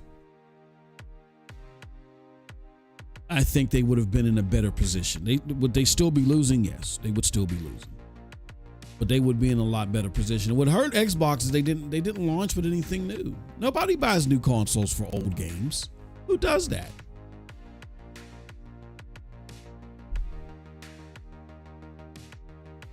Abyss in the house says, I'm gutted. I missed the beginning. Yeah, check out the beginning. Or if you want to check out my monologue at 5 o'clock, it's going to air. You know what? I think I'm going to change that time. I think I'm going to make it 4 o'clock.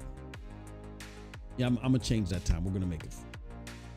But yeah, you can check out my monologue at 4 o'clock where I talk about why these games are not coming to the Series X and the Series S. So yeah, so to break it down, y'all, look, the indie games are not coming because it's just not lucrative enough for Xbox developers to put their smaller games on Xbox unless Xbox is giving them a Game Pass deal.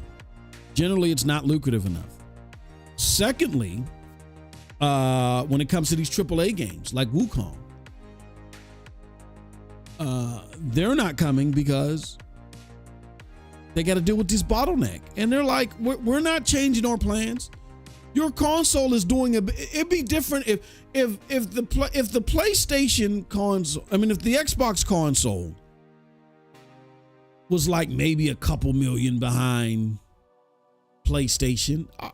All right, we would get that. But they're close to being outsold 3-1. In the US, they're down 2-1. In order for Xbox to even be able to compete, they have to be beating PlayStation. You guys know that, right? Like, in order for Xbox to be considered competitive, they got to beat PlayStation. They got to be beating PlayStation in North America, because PlayStation is going to mollywop them everywhere else. And the difference is, because North America is the biggest console region, they make up the difference in North America. If they're not ahead of PlayStation in North America, they are going to lose, and they're going to lose handily. They are losing in North America 2-1. Well, Moss, they're going to make it up in the cloud. How? Didn't Sarah Bond just tell us not too long ago, Cold Blood? What'd she say, that they're losing money on xCloud? Yep. Oh, okay. Oh, they're gonna make it up on PC, Moss. PC how? The gamers on Steam that even have the rigs to play these games might be around 50 to 75 million. And they're not making up a significant difference. I mean, their best Game Pass numbers are on PC. That's where there's the potential of growth. But they're not knocking it out of the park there. Look, Helldivers has been shitting all over Xbox games that come, all their other games that come day and date regularly. Ghost of Tsushima, a 4-year-old freaking game. What are we talking about? Well, they bought Activision Blizzard, Moss. Them days is over. And after buying Activision Blizzard, Xbox is still behind PlayStation and Tencent. The placement has not changed at all. Tencent's 1, PlayStation is 2, Xbox is still 3rd.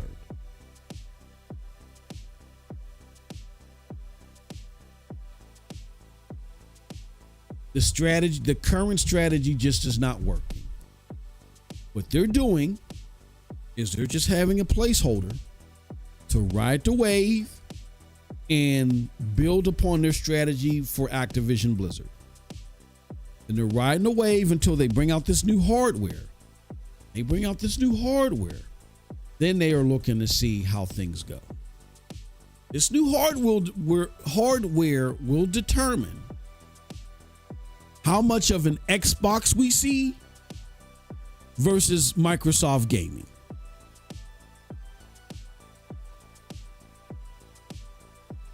That's what it'll let you know.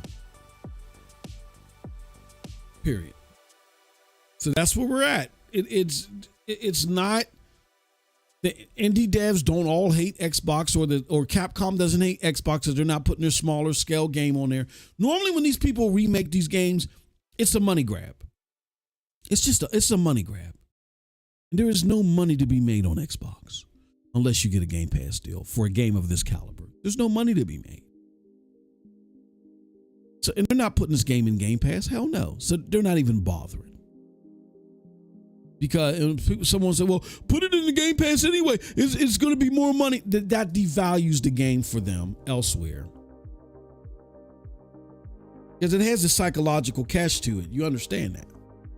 Oh, that's a rental game. Like gamers think like that. That's a rental game. I'm not buying that shit. It's in Game Pass day and date. And I don't have an Xbox. I'm not getting an Xbox for all. Man, fuck that game. It has a psychological cachet to it.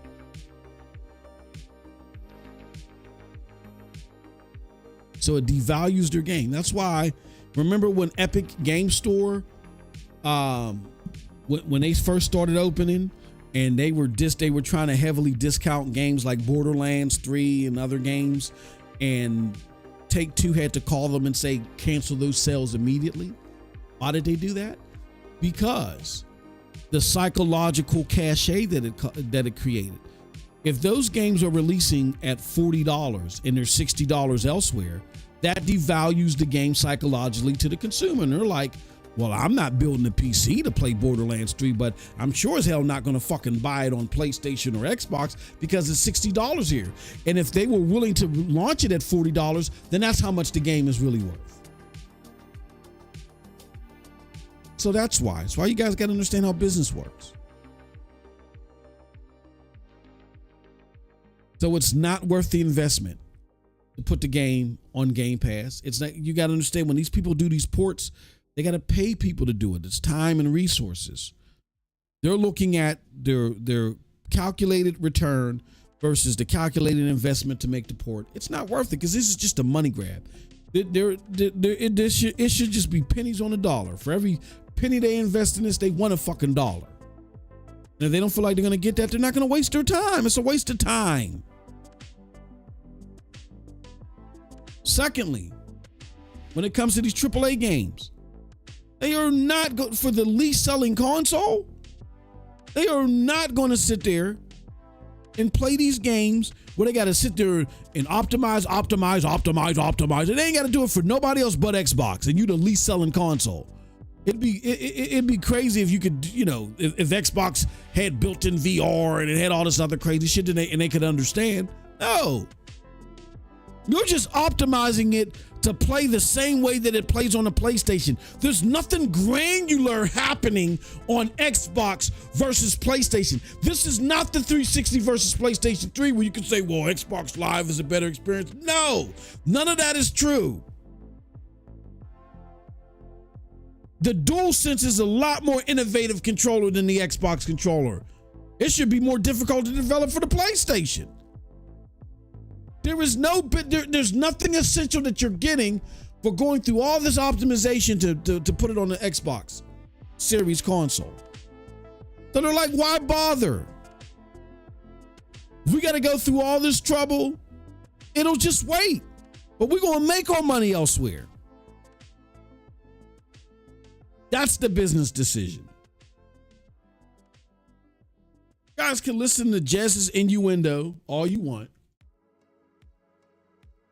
I actually had some Mensa candidates, or some dumbasses rather. I'm not even gonna play with y'all anymore. I had some dumbasses hit me up in my chat. Oh, this didn't age well. It didn't age well. Why didn't it age well? Because of this same cockamamie shit that you see on the screen right now. That didn't age well. Fanboy talks to exec. Exec says, no, it's business decision.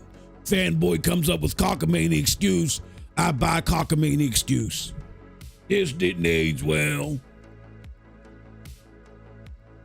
Nobody cares about your Twitter wars. This is a business.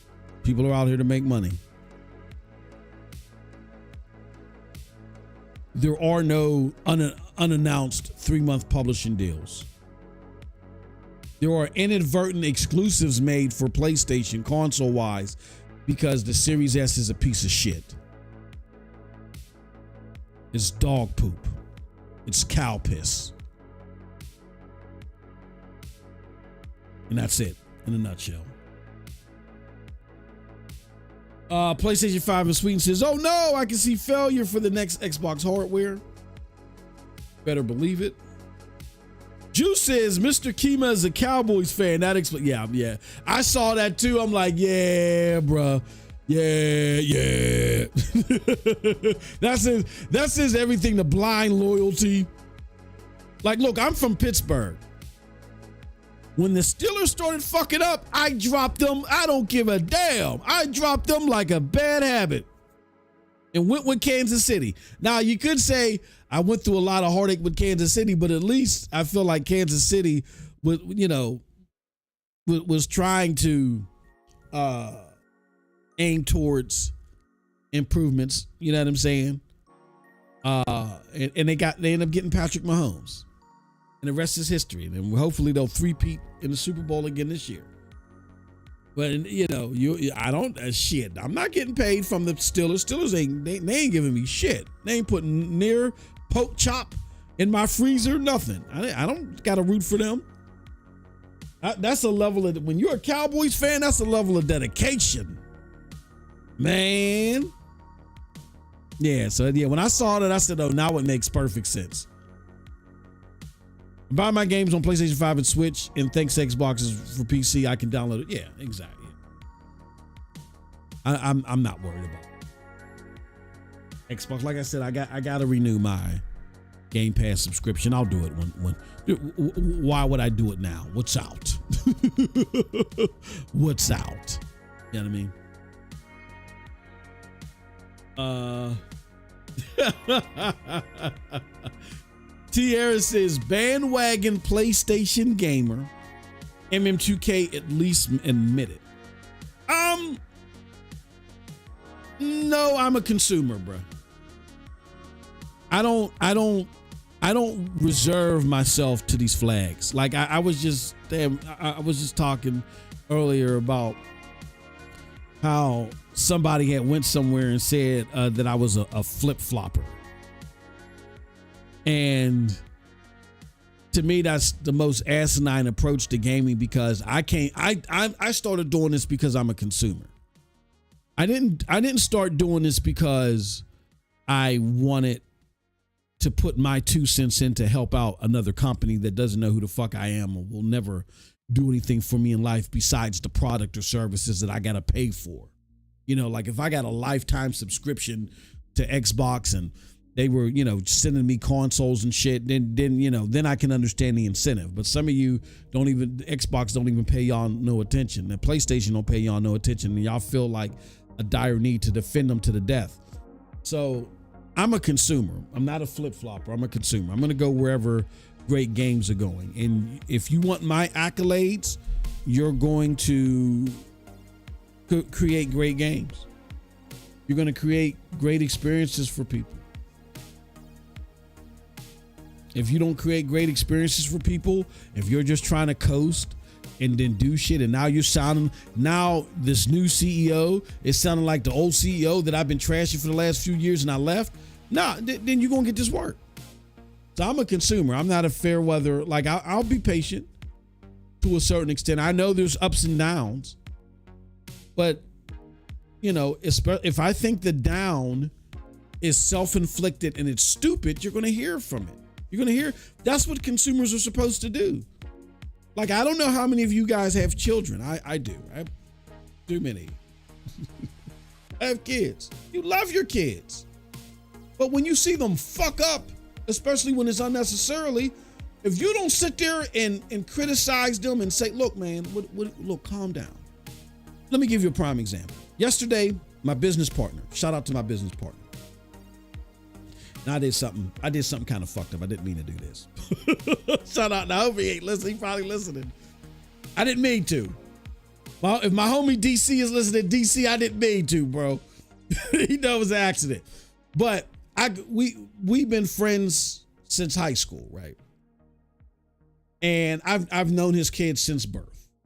He's known mine. So one of his kids was driving over to go see his dad and his mom, and they got into an altercation with one of the neighbors. And this neighbor is elderly. She's an older lady. And this particular child, they're kind of like a loose cannon. They have like a sharp attitude. I don't want to say they can fly off the handle quickly. They're very impatient. And so this elderly person was really like yelling at the child, or not, I won't say child, but yelling at my friend's son because of this altercation, where it really wasn't that serious. She was, you know, I can understand where you could be irritated, but that's an elderly person, right? So my friend is trying to calm his son down, and the son isn't paying him any attention. So I'm like, bro, see, you're being too nice about this shit. Put me on speakerphone. Now, meanwhile, I'm thinking they're away from this elderly woman. And I'm worked up because I'm hearing what's going on. And I'm like, nah, this mofo, he gonna shut his, he gonna respect his pops, and he's gonna calm the fuck down. That's what I was thinking in my head. So I said, put me on speaker. He puts me on speaker, and I'm like, yo, your dad is trying to tell you to calm down. I understand where this woman is yelling at you, but you gotta pick and choose your fights. Everything isn't a battle. I said, man, you don't be sitting there yelling at no old ass lady, man. What's wrong with you, right? Here, the lady was still there. My friend was like, oh, whoa. Took me off a speaker. And he started getting mad. I said, oh, my bad, bro. I'm sorry. I didn't know the woman was still there. I thought y'all walked away. I thought you pulled him away from, you know what I'm saying? So, yeah, I mean, look. And that's my man, 50 grand. I've been there when them kids was born, all that stuff, bro. Along with my own kids, of course. You're supposed to chastise and criticize especially when it comes to stupid shit, the things that you adore. You're supposed to. Because you're invested in it becoming better. I hope that you guys don't handle your kids the same way. Well, this is my kid and they can't do no wrong. You are setting them up for failure. And granted, I don't play no games because nobody play games with me. I got a child right now that don't talk to me because I don't play no games.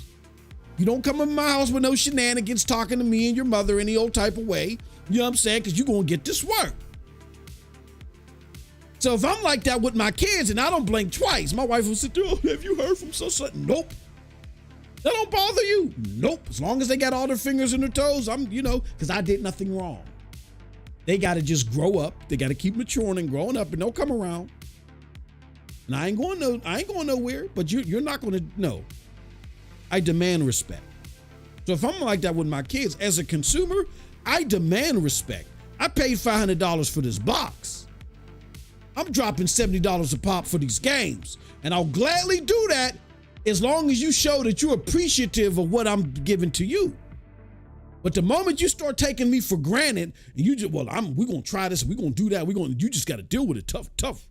It's tough. Oh, you've lost, you're gonna get this work. You're gonna get it. That's all it is. It's not about being a fair weather fan. It's not a sports team. I'm a consumer. When it comes to these Fortune 500 companies, they work every day to try to do more for less. And when you sit back and just say, oh, well, they can do that to me. They can do that. Let me grab my ankles. Let them do that to me. They're going to do it to you. I'm not grabbing my ankles. Got it? Good.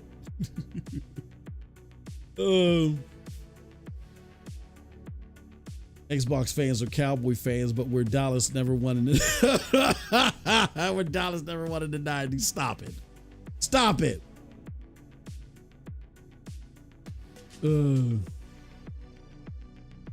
Like Z said, says Tier's, go in the game store and say, I want the card sold for the company that is making the most revenue. Oh yeah, I mean, there's a reason why they're making the most revenue. And under no circumstances am I buying into or trying to sell you guys that, because Xbox had a showcase. It's a showcase. It's a marketing ploy. It's a marketing tactic. You can't fool me with these. I've been gaming for almost 4 decades now. Next year will be my 40th year gaming. You can't fool me with marketing tactics. The best you can do with a showcase is tell me what's coming or give me more insight of what I'm going to get. But I make my ultimate decision when I buy the game and I play it. But you can pique my interest. You can get me excited for what's coming, but I'm not disillusioned. I know, just like Cyberpunk. If I could think of one of the biggest games that I thought Cyberpunk was going to be the best game ever made. That's what made me get Stadia. I wasn't thinking about Stadia until I saw that Cyberpunk was coming to Stadia day one, supposedly. And my thought was, look, this game is going to be so great and so fantastic. I'm going to want to play this every minute of the day. I'm going to play this motherfucker at work. I'm going to play this motherfucker at lunch. I'm going to play it on my bus ride into work. I'm going to play it, at home. I'm going to play when my wife takes me to the mall and spends up all the damn money. I'm going to just sit there, let her do it. And I'm going to sit in the lobby and I'm going to play it there. I thought I would be playing Cyberpunk like all day because I thought it would be so great. It ended up not being that way. But I always had that possibility in the back of my head. But I said, but because I was leaning more towards this might be some serious shit, that's what made me get into Stadia, because I was like, I want to play that everywhere. So Cyberpunk is what really got me into Stadia, even giving Stadia a look. And the rest is history. But I'm not disillusioned that a game that I'm extremely excited for could come out completely bad, or vice versa. A game that I was like, could come out and be something that really surprises the hell out of me. I'm not disillusioned of that at all. But you got to be have a consumer mindset to take advantage of those instances. You know what I mean? You miss your Stadia ambassador. You know what? T. Harris, I was never a Stadia ambassador. I have friends within Stadia, people that I was real cool with, that to this day, I cherish our you know, the relationship, and I'm really fond of them. Even the people that I didn't speak to regularly or whatever, I'm fond of them, but they didn't make me no Stadia ambassador. I was too vocal. Most of the time, yes, I'm out there fighting the good fight for Stadia, but I'm doing it as a consumer.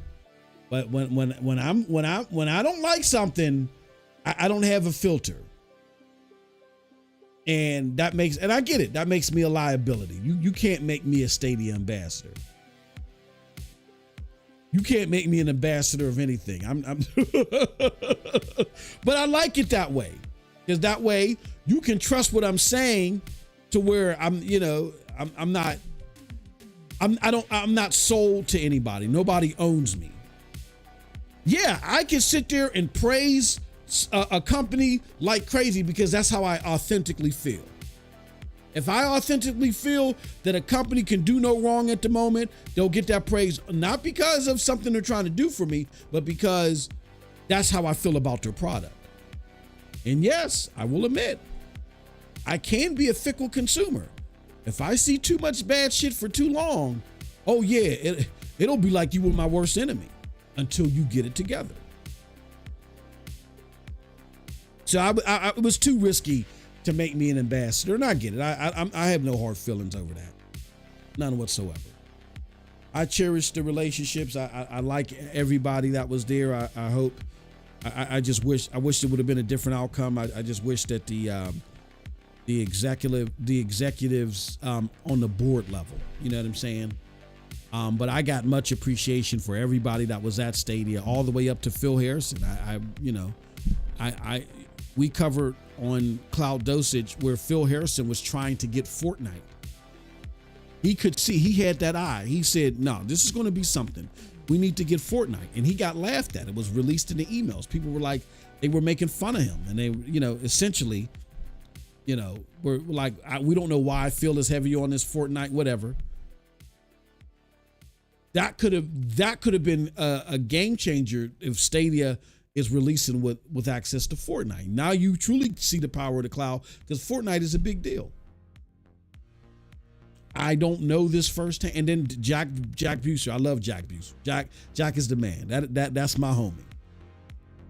Dov Zimmerich, I love Dov. Dov is the homie as well. And these are people I've never had a conversation with Phil. I've never had a conversation with Jack. I've never had a conversation with Dov. I had some interactions on Twitter with, I believe, Jack and Dov, never with Phil, because Phil wasn't active on Twitter, but that's it. But I really appreciate, I could really tell that they have an eye for gaming. Phil Harrison was one of the first 45 people to start kick off PlayStation. So he has an eye. He knows what works, what doesn't work. I just wish Phil Harrison was more vocal in defending himself, but he don't care. He's just one of those people, he don't care. I love Jack Buser. Jack is the man. He's another one. I look at Jack the same way I look at Peter Moore. Peter Moore is my all-time favorite exec, and Jack Buser's behind it because he's a gamer's exec. He gets it. And again, I don't have any proof of this. I am making this up from my own intuition. I feel like what happened with Jack when he got his promotion, and he saw some of the things that were happening with the board or whatever, or the people above him. He probably said to himself, you know what? These mugs ain't serious, man. They're not in this. They're not serious. They're not in this for the long haul. We got to think of an alternative. And that's where I think, again, this is all speculative. This is where I think Google Games for Cloud came about. This is what happened with Google in regards to cloud gaming after Stadia died. They took, I don't want to say a backseat, but they now work strictly on the back end. They don't have a platform. They don't have a front end platform.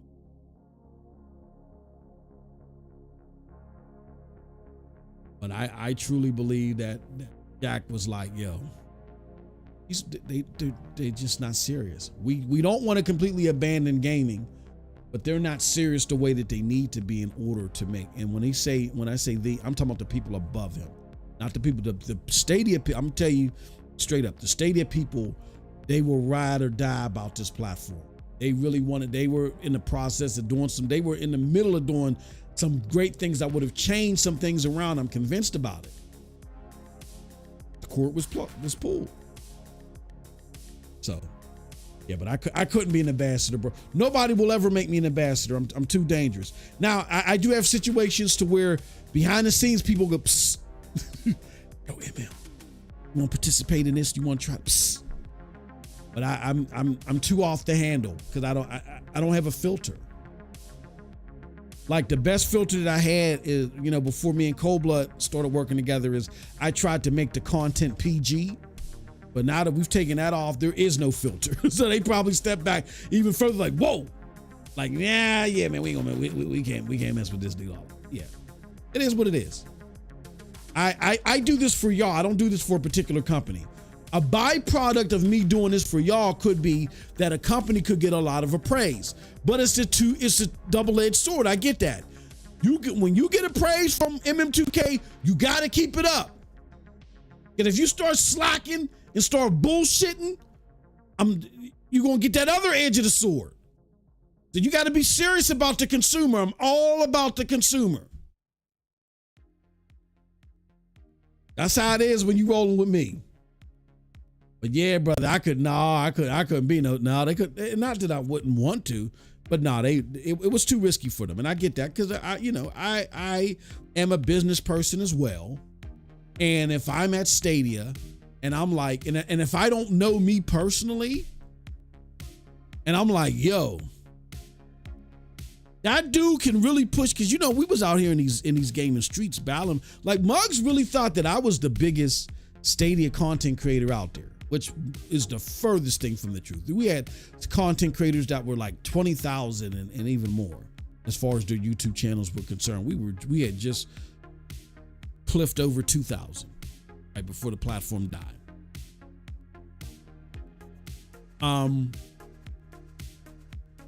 But if I didn't know me and I heard me, the ups and downs for me, I was an exec, I would say, no, we can't reach out to this guy.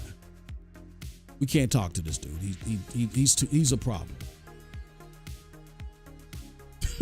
He said bashing. Actually, it isn't. T. Harris says bashing everybody is more profitable, right? Actually, it isn't. Like our platform, let me give y'all something that I got to get out of here. Our platform is actually hasn't seen its possible heights because we won't pick a side and stick to it. T. Harris. Like when I was doing my Xbox thing, you wouldn't believe how many people reached out to me when I started picking up on Stadia, and they were like, man, well, hold on 1 second. Let me better explain this.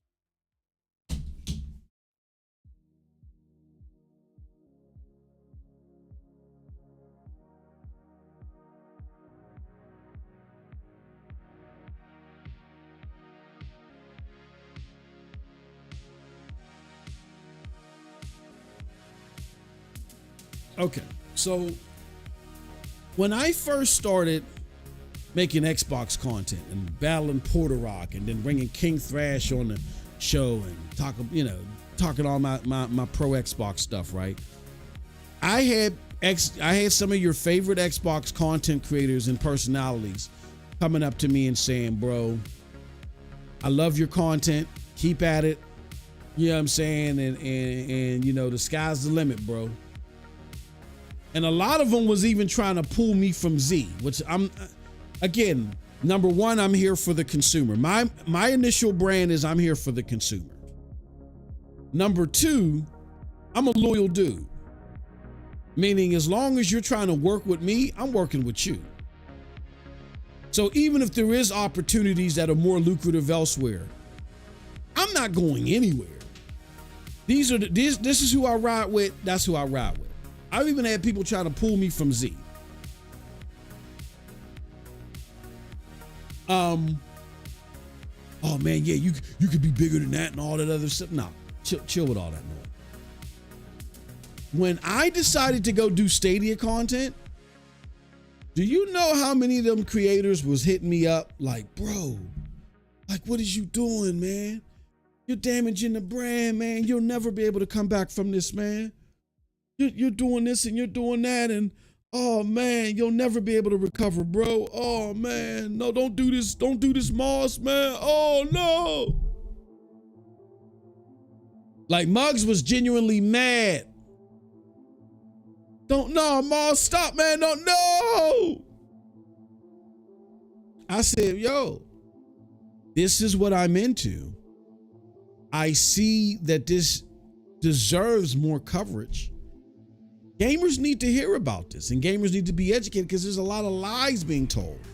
I came on the scene because I wanted to be an escape from the lies being told. So now that I'm into this thing and there's a whole bunch of lies being told about it, and all gamers need to do is try it, I'm going to be a talking force for people to try it. Immediately, I went from hero to zero. We had to start all over again. I remember my fellow content creators when I would do videos and stuff like that. You know, I was starting to get there. You know, it was still small, but you know, I was like averaging like around 200-300 views a video, around the same numbers for a podcast, right? Kind of similar to now. And people was like, "Yo, watching my Stadia content, I'm only getting 9 views, right?" And I had people hitting me up like, "Yeah, haha, you tried that Stadia stuff too soon." Like trying to clown me, right? And I said, okay. You just hold my beer. And over time, we made the right connections, had the right conversations, had them in the right places, and we picked up where we left off here and was able to create Stadia Dosage, which my ultimate goal, my ultimate thing has always been just creating a platform for gaming. I never wanted to just be a cloud gamer, a console gamer, or PC gamer. I'm into all of it. So I want to create a net. That's why we had PNTS Network back then, and that's converged over to GEIX and MM2K Gaming. Like MM2K Gaming, the brand here is like AAA hardcore gaming. You know what I'm saying? To where, you know, GEIX, our goal was to, you know, cover all realms of gaming, you know, whatever it is that you like. But my focus here with my individual brand is AAA gaming. But I've always wanted to talk about it all that entices me. So when I got over and we created Stadia Dosage, my plan for Stadia Dosage is kind of like what we're doing with the website now. I'm very hands off the website. I just wanted to create something. I wanted to create a welcome spot for people to come and get the truth about something they enjoy, because the internet was full of hate and agendas and lies. And we were looking to do that through video form, but after Stadia died or whatever, we've been able to have a great team over there, and we successfully did that in website format, right? And we're going to get the video site back up. You know, once we get all of our ducks in a row, we'll get the video back up there. But the website is killing it over there, right? That is the best source for cloud gaming news, is Cloud Dosage. And that's the seeds I want to drop everywhere. When it comes to hardcore gaming, when it comes to PC gaming, I want to be able to drop seeds everywhere. So when we created Cloud Dosage or Stadia Dosage, that was my plan over there. But then Stadia died, and then we had to go to the website. So then I came back here. I naturally came back where I started before Stadia came, right? And I left I didn't leave the cloud scene, but I converted back from the cloud scene with an extra set of knowledge about cloud gaming, because GeForce Now was, opposite of this year, is the main place where I game. That's where I get all my multiplats from. So I know a little bit more about gaming of the future, and I came back to the gaming of now.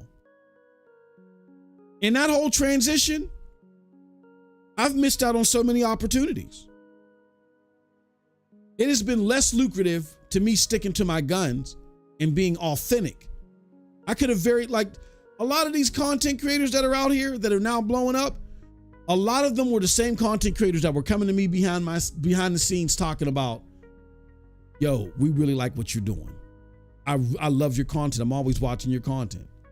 A lot of them never said anything to me, but just be lurking and stealing my stuff. Some of them still do it to this day, still in our state. And now I feel bad for Cold Blood because they stealing this shit too. So no, just to give you guys some insight to this YouTube stuff, no, man. If you want to be successful in this video game conversation, I'm not saying you have to be authentic, but you increase your chances when you just basically pick a flag and stick to it. But that's not what we're here about. I could very easily, because I'll argue with anybody. I used to be in debate clubs. I used to do moot court competitions where we pretended to be lawyers in high school. I did national competitions doing that shit. I could debate about anything. If I wanted to, I could sit there and drink pickle juice with Post Up and talk about how the world is flat and pretend like I believe that shit. I can argue anything, but I'm not. I'm going to keep it real. I'm going to keep it authentic. Even if I have one notion of something and that notion is wrong and someone educates me on something else, I'm going to be honest, like, oh, you know what? I thought that, but that was wrong, whatever. This is a no-lie zone. They say no-fly zone. This is a no-lie zone. We may get things wrong. Our interpretations may be wrong, but we are not out here to cap or lie about anything. There's enough of that out there. Enough of that.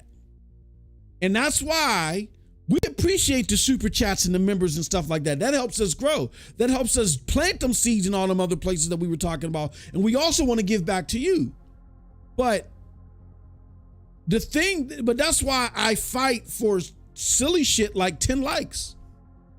Y'all telling me that these motherfuckers that be out here lying to you, that be out here doing shit like this that you see on the screen, y'all going to go and douse them with super chat and douse them with likes? But we're out here coming down the middle on stuff that we're criticizing, stuff that we like. We're keeping it authentic.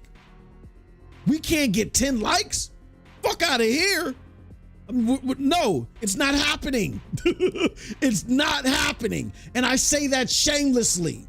Y'all will sit here and flock to these liars and worship the ground that they walk on. Kiss their feet and all that shit, licking toe jams and everything. Cold-blooded come out here, tell y'all the truth, tell y'all how we authentically feel. 99 times out of 100, either one of our perceptions of this comes out the way that it actually is. Y'all can't give us 10 likes. Fuck out of here. I'm not one.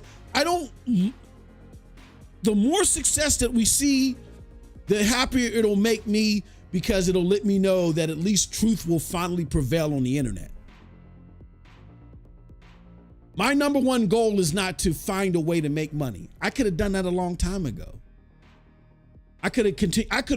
Look, one of your favorite Xbox content creators, and this is why not too long ago I had an issue with something that they said about me publicly, because I'm like, bro, you know better than this. You know I see what's going on. And I'm just keeping it authentic. Don't label me like I'm unauthentic. I'm gonna call you out on it. If you're gonna lie on me, it's like what Kendrick Lamar said. Don't tell no lies on me, and I ain't gotta tell truths on you. You know what I'm saying? I had to get euphoria on some folks. Y'all know I'm just keeping it authentic. I'm speaking what I really feel. One of your favorite creators, I told them, there is going to be an Xbox boom. There is going to be a bonanza of Xbox expectations going into this generation.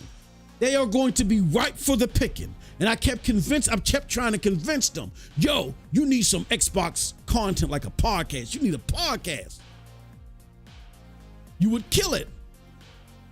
Now, I wasn't saying that because I was solely looking for a benefit for me. Because you know what I could have done? I could have ran with that idea myself. And I could have killed it myself. But I'm not feeling Xbox. So I'm going to drop the jewels with you. Look, man, I don't even need these shoes no more, no these kicks anymore. But these spikes, man, they'll work for you on the field. I'm not just going to keep them to myself. I'm going to spread, I'm going to cascade the love and spread the knowledge. When you do stuff like that, you often run into slimy activity, backstabbing activity, mofos that try to do shit, you know what I'm saying? And all types of stuff. And that'll set you back because people will make up perceptions about you, make up falsehoods about you and try to run with that. And a lot of these people on the internet, they don't think for themselves. They just go with the wave, so they'll believe that stuff. That has long-term ramifications on how you're perceived. But you got to sit there and think about, am I going to be sitting there fighting perception all the time, or am I going to keep trucking away? And you're going to have setbacks and all the other stuff. And I've decided to do the latter. So yeah, to be honest, man, no, it's not. It is not profitable to bash everything. Because people want you to hold a flag. Y'all mugs do it here. The PlayStation dudes. Y'all get mad when I'm talking about PlayStation now. Y'all disappear. I think I don't look at the numbers. Our numbers fucking doubled as soon as I stopped talking about PlayStation and started kicking in Phil. I'm not dumb, but I don't care. I'm going to talk about whatever is legitimately happening because ultimately what we want to cultivate is people that can handle the truth. I'm not preaching to a choir. We're trying to cultivate a family of content consumers that can handle the truth and will help spread the truth. Not you mofos that want to, get branded like a cow for your favorite brand. No, absolutely not. So, all right, that's my 2 cents. I got to get out of here, y'all. We appreciate y'all coming through. We appreciate the love. Thank y'all so much for the super chat and the revenue. And consider becoming a member too. I know I said all that on, but it's out there. Consider becoming a member because, like I said, we're going to be having a members giveaway soon. And we got great content out there. Okay. With that said, we appreciate everybody. Thank y'all so much. Love y'all. Until next time, have a wonderful gaming day. Peace.